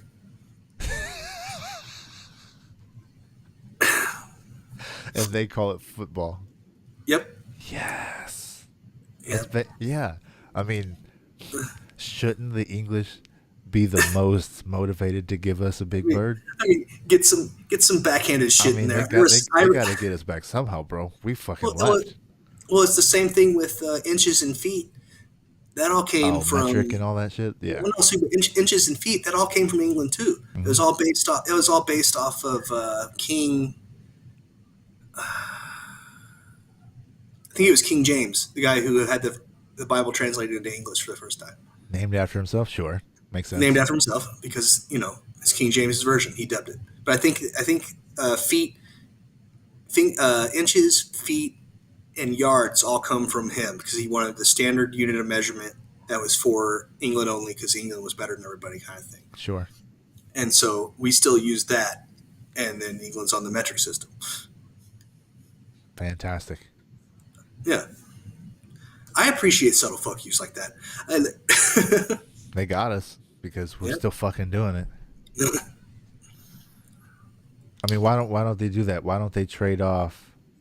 Why don't they call it Major League Football and call it the National Soccer League? And then just keep the sports the same. And then just give them back a double bird and say, fuck you, we renamed it, but you all know the deal. Watch the Americans watch us play soccer at 6 a.m. American time over in Europe for 3 weeks for no reason. Yep. Well, so that's something that so the guy who runs and owns AEW, his dad is the owner of the Jacksonville Jaguars. Oh, yikes. It's like Sadiq Khan, because Tony Khan is his son. Okay. But they own the Jaguars. And what the Daddy Khan, I don't want to mess up his first name. Sure. Sound like a moron. But what he has been pushing for a long time is moving the Jaguars or starting a whole new team in Europe. Yeah. Yeah, I've heard this conversation before. That's what he wants real bad. Makes no fucking sense logistically. No. None at all. But that's why the Jaguars are always the team that plays in England when they go. Gotcha. Context. Yep. Maurice Jones-Drew. Dude. Monster. Talk about a fucking guy who's... If he was on a team that was like legit, you'd probably be talking about MJD as one of like the goats of the game. Yeah, he was a force. A little bowling ball. Fucking people up. And that's my same thing with Steven Jackson. Yeah. Because we'll see. He was nasty for a while. We'll see the years that he played on the Rams, like the entire time he was on the Rams, he was their biggest offensive producer, and he never played on a winning team in St. Louis. Crazy. I felt bad for that dude. Like when he was like when he finally got to go somewhere else and he went to Atlanta, I was like, for the love of God, get this man a Super Bowl. And then he had that season with the Patriots, and they went to the Super Bowl and lost. Fuck, man! If there was like one dude who had earned it, yeah. Isn't that talking about Detroit? Barry Sanders. Barry Sanders. Another guy who was all offense. He was the entire offense. His highlight films are legendary, dude. And nothing. Oh, speaking of legendary shit, if you get an opportunity and you can find it, there's not a lot of it left, but it's old footage of Night Train Lane. Okay, he's the reason why face masks. Oh yeah, our thing. Yeah. Dude, yeah, fucking people up, bro. Talk about CTE, dog. He was one of the first like black players in the sport that everyone was like, "What the fuck is this?" Yeah. Yeah.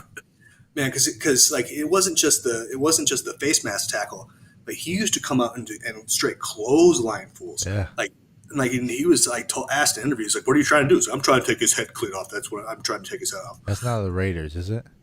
No, I think Steelers? Night Train. I want to say the Steelers.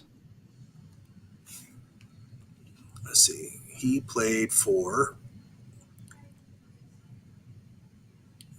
the Rams in LA, the Chicago Cardinals, Yeah, not the Bears. I know that much. and the Detroit Lions. The Lions. Okay, that's why I knew him from the Bears. But yeah, yeah, bro. It's they used to fuck people up.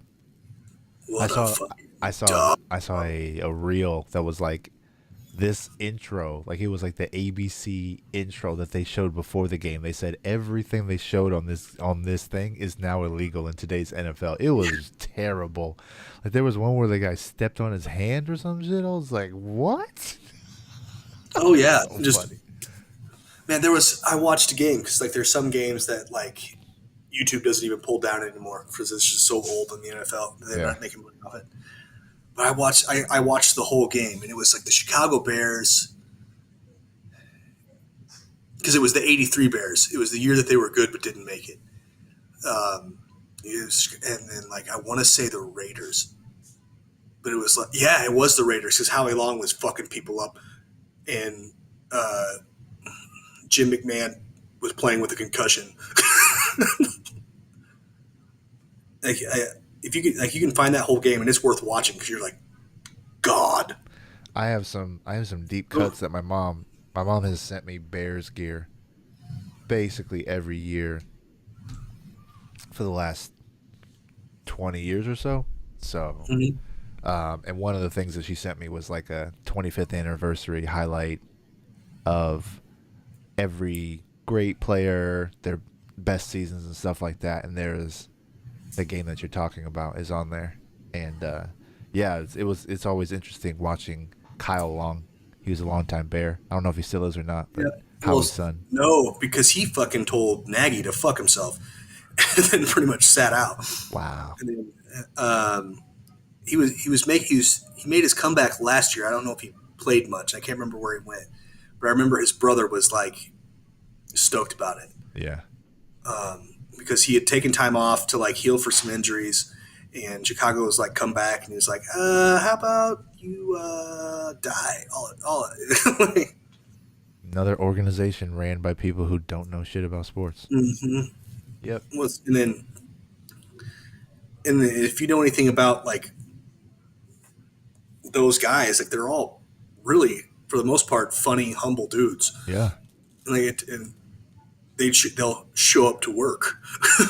You got to piss them off real bad for them not to show up to work. Speaking of the Jaguars, there's a clip that I posted, and it was of of course I want to say his name, but I can't think of it now. But he's like their marquee player in the early days, and it shows like his trainer or something, and he's getting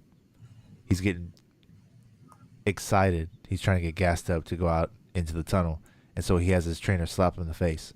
He just goes, wow. And he goes, nah, do it again. And he smacks him again. He goes, wow, that's it.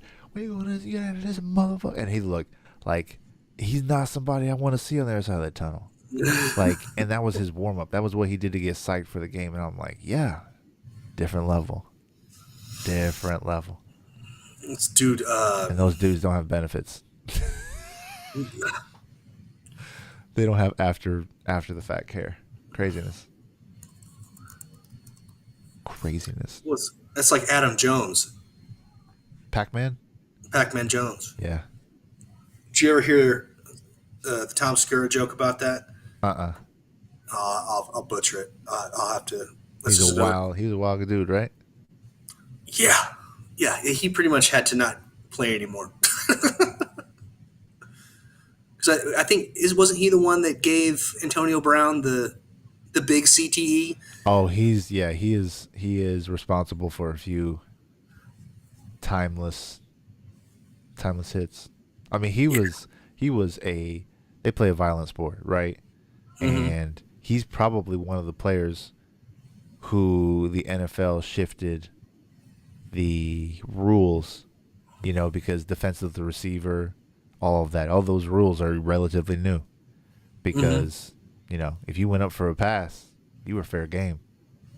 And speaking of the old videos, like you would see wide receivers go across the middle and get destroyed. So like the Antonio Brown hit you're talking about, that's brutal, man. Every time you hear it or you see that and you watch his body just fold, it's like he was done. He was in that moment. He was not there. And yeah, it's craziness to see what has become. I mean, this is on the tail end of Cooper Kupp about to get paid super well, and like speaking of Detroit, like Matthew Stafford, dude. That's still one of the funniest commercials I see from time to time. AT&T spot. The AT&T spot. Well played. Yep. Well played. Oh man. Speaking of like, you used Brady to watch killer. these. You used to watch dudes like it's all highlights because it was before we were cognizant or a glimmer in our dad's testicles. But like, they'd be like no shit suplexing motherfuckers, like picking them up and throwing them and like. Yeah. Just nuts. So And then, imagine running for 1,000 yards during that time. Yeah, Different. that's why Jim Brown's the fucking goat of goats. Yeah. Like, come on. Him and what's his ass played for the Rams. Eric Dickerson. Yeah. That's why OJ was so good too. Yeah. Got to throw him in there. Got to. He was a fucking great running back.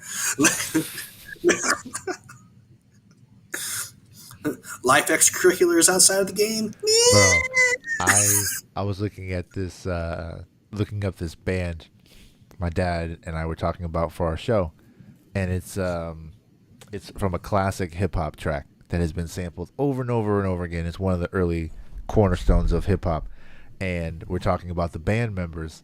And one of the band members that he brought up, he was like, "Oh, he was into some problematic stuff." I did a wiki search of the band, and this guy's like. His wiki page said like all of his accomplishments, and then it said at the very end, comma, convicted felon.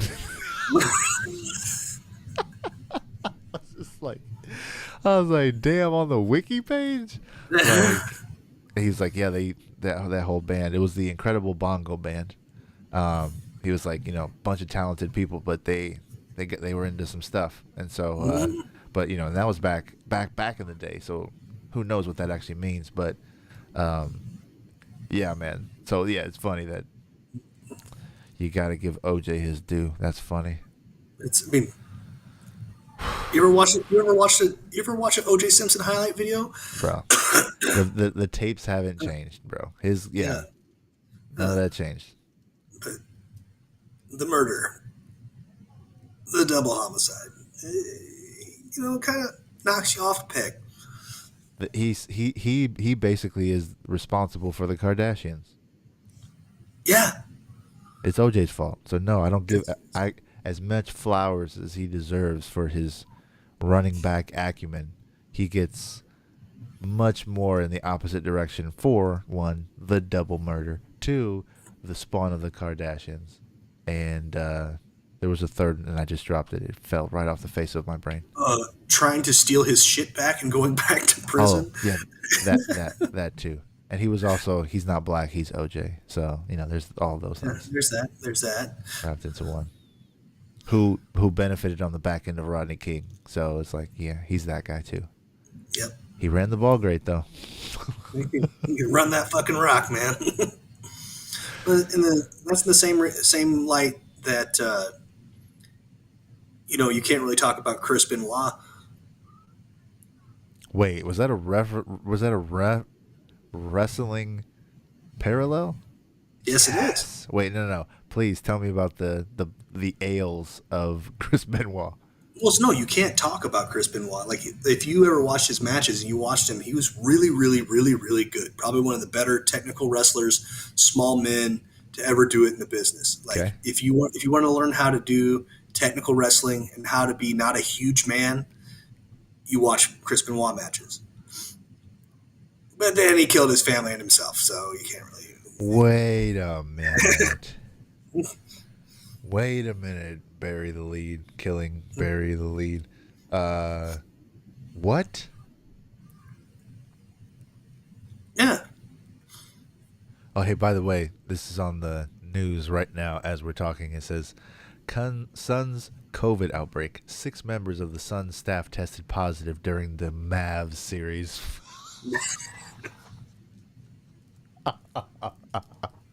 Oh, poor Suns. Oh, man. Just can't catch a break. Poor Suns.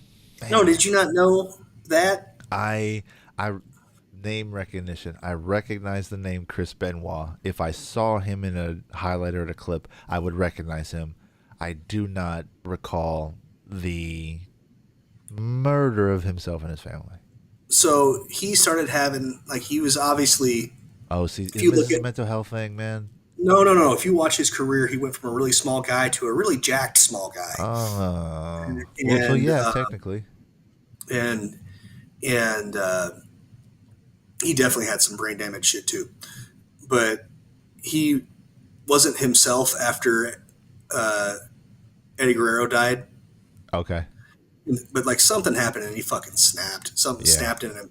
Something snapped, and he killed his wife and his son, and then hung himself with a cable in his gym. But they analyzed his brain, and they were like, he had something like an 80-year-old person with Alzheimer's brain. Yeah. Kind of, and like, but yeah. So because of this, you can't bring him up in the discussion of. Well, So that's the parallel. Except OJ's still here being weird. No. Sure. Hello, Twitter world. That's really fucking sad with Benoit. Yeah. But knowing Junior Seau, do you know his story? Yep. So, like, an incredibly infectious personality, work ethic out of this world, widely regarded as a good person. You know, at the end of his life, it was too much.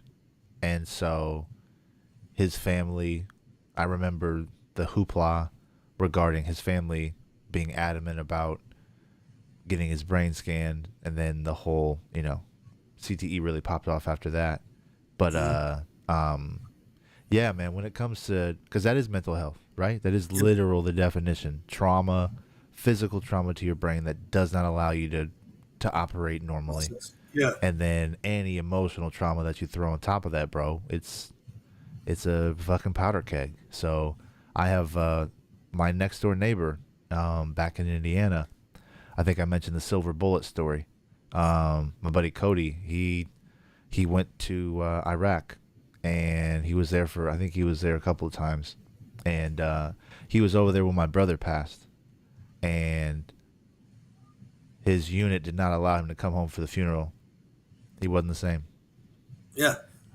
His BM, I'm not trying to put his whole business out there, but he had a custody issue with his BM and hasn't been the same. So like, and his parents were very codependent in their last days, and their loss crushed him.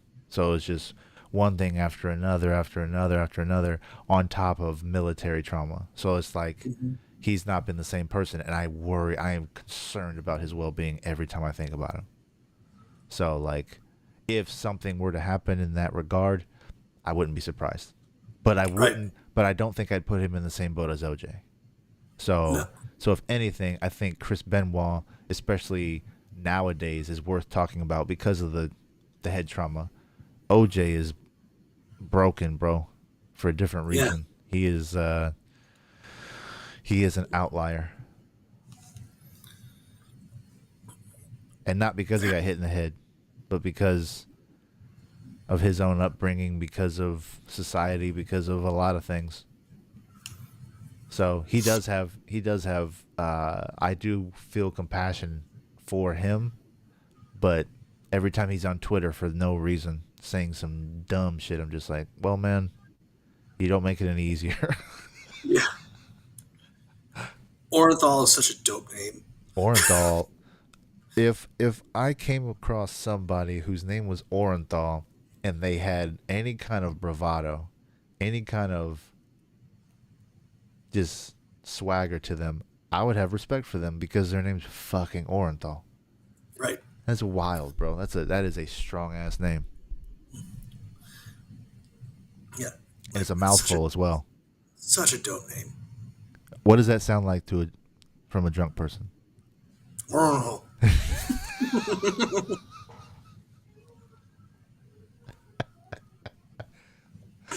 I mean, it's right there next to Oroville.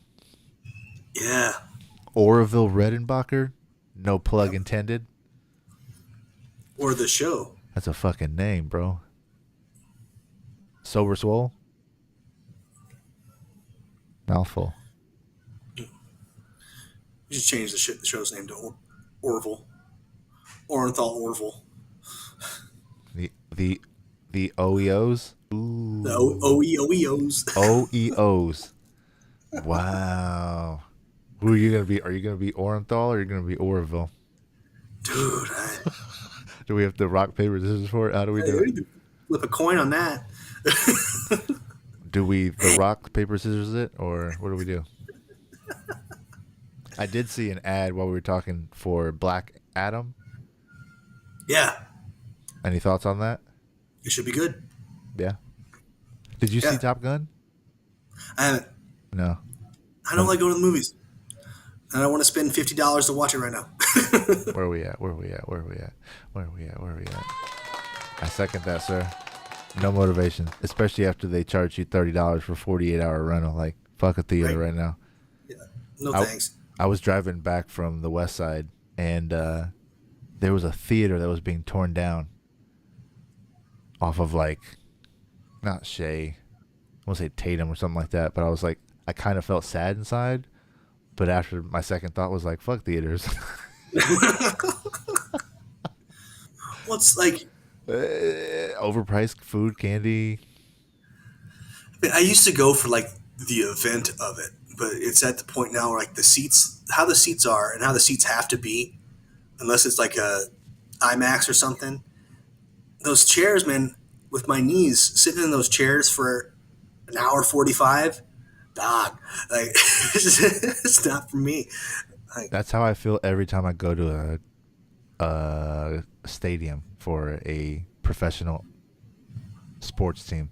Like, especially if I don't pay for the tickets or their, nosebleeds. Like, oh man. And speaking of the Suns, their nosebleed seats, dude, they hurt so bad. Like, I'm talking about like 15, 20 minutes of time at games 3-4 hours. Like, all bad. And so, yeah, man. But that's a tech effect, right? That's a tech thing. Like, we grew up on cassettes and VHS, dog. Like, the idea that the amount of the burden that was on the consumer in terms of going to Blockbuster. Okay? I don't even have to outline that experience. You're old enough to remember that. If you're too young to remember that, fuck you, you missed it. But like the burden that was put on the consumer to leave your house, drive to the local store, hope that something was in, turn a bunch of boxes over to see if the movie was behind it, wait in line, pay your overdue balance.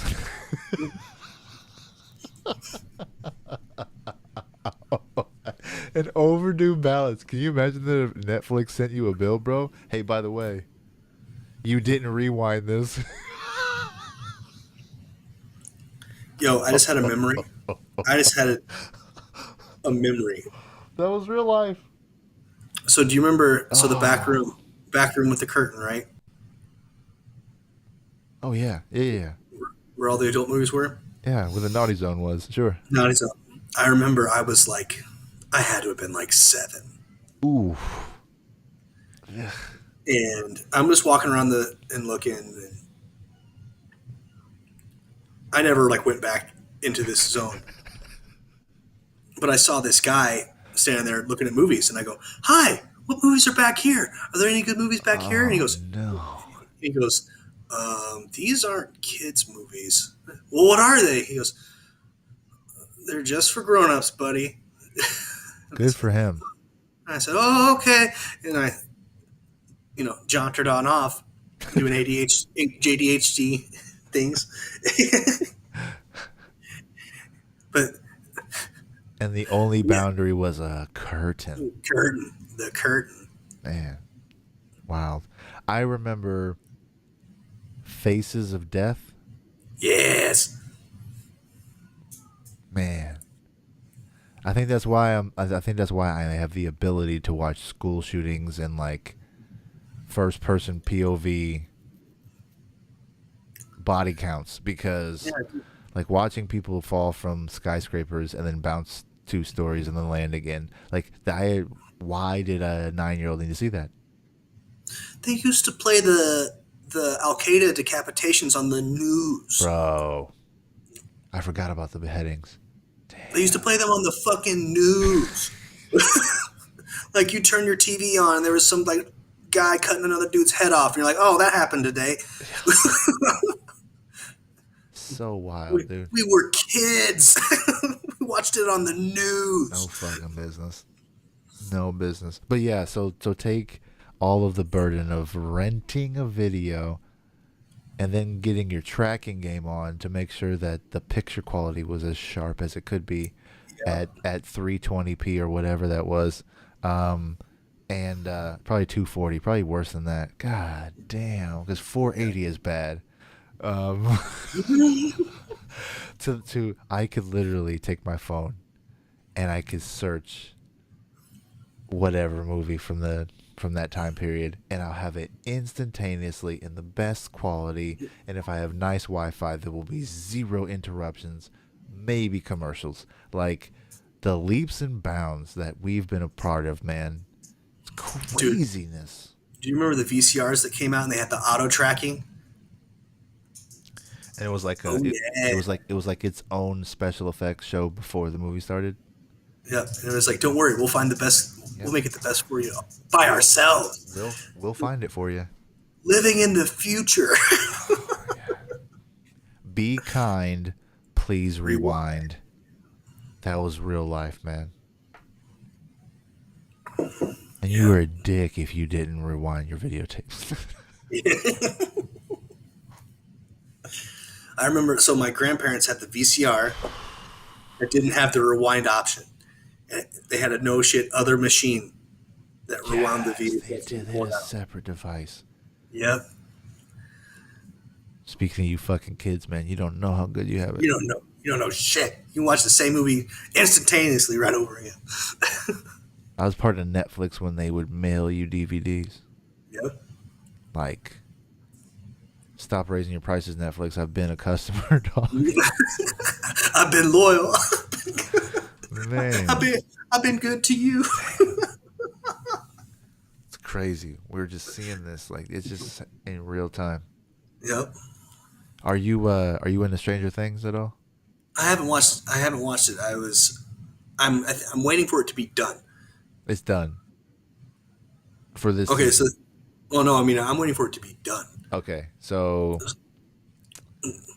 I guess this is part 1, season 4, I guess. And I was late to the party, and so I didn't catch it until like season 3, maybe the start of season 3. But I was on board, and it's like this generation's Goonies, but with proper CGI and like Terminator 2 level vulgarity and violence and innuendo. So like it's a good watch, man. My wife, she has not been watching it, and then she saw what I was watching, and I was watching it with AirPods in, so that way the rest of the house could be loud and I could hear what was going on.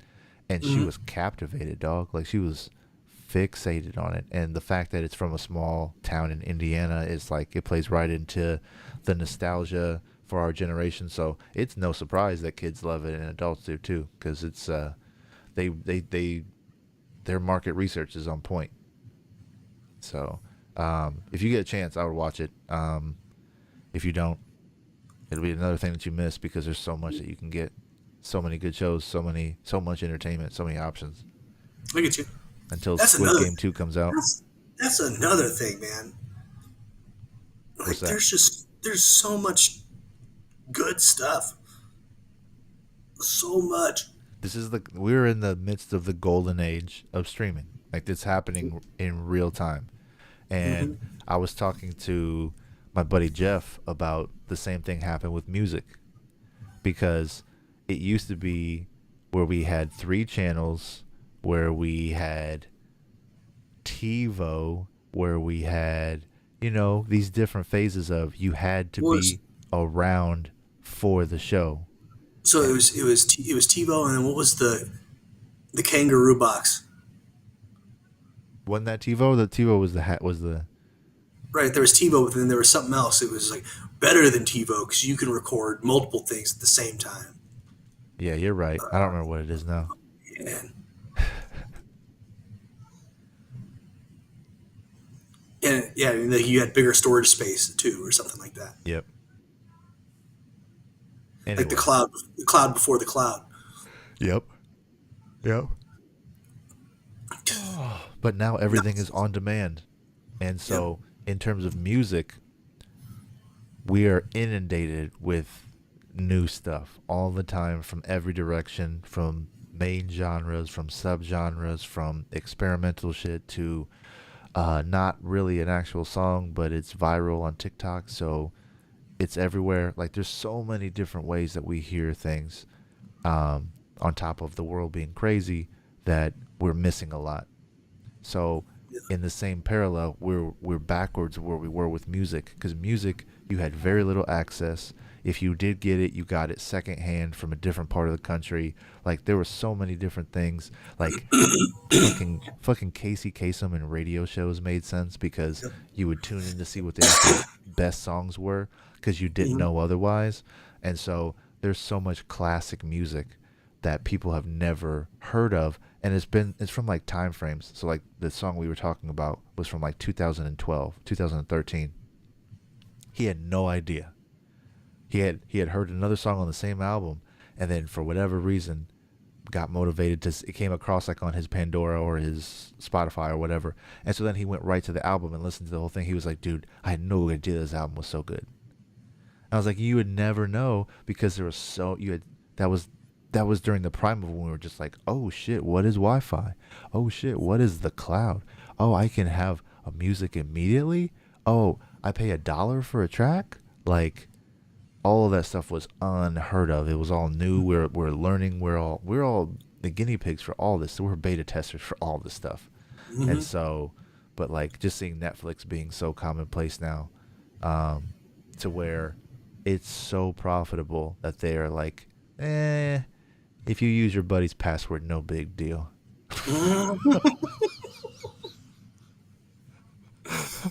What?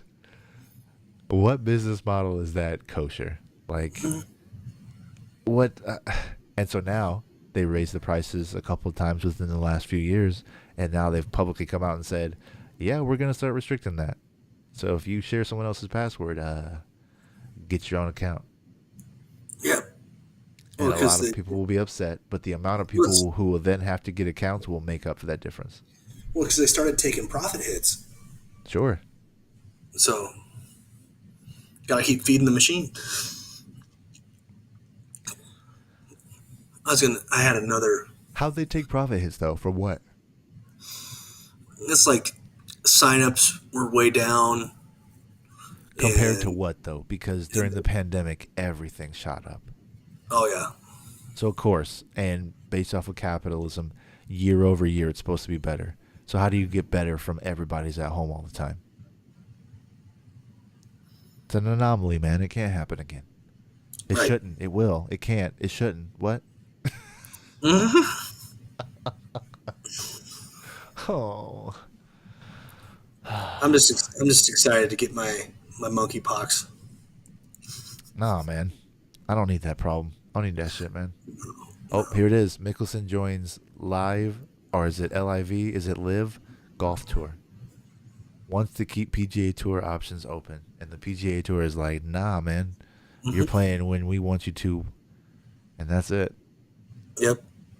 So in terms of the flexibility, like for the players, it makes complete sense. Anyway, we already talked about that. Sorry. It's all right. No, it's okay. It's all right. And it's happening now. We've been going for 2 hours and 10 minutes, sir. Yes, yeah, we have. This is what we've been recording. Yeah, on top of the 20 minutes we talked before. Yeah.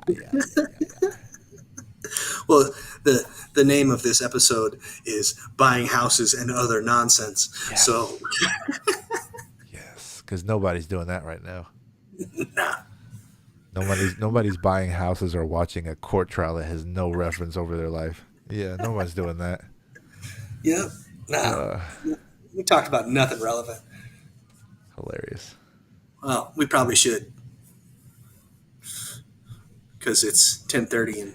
Because it's a school night, bro. Like, literal. Well, kids are out of school. Your kids are? Yeah. I care about me. Hey, it's Warhorse. Do you want your workouts to look like this? Or do you want your workouts to slay?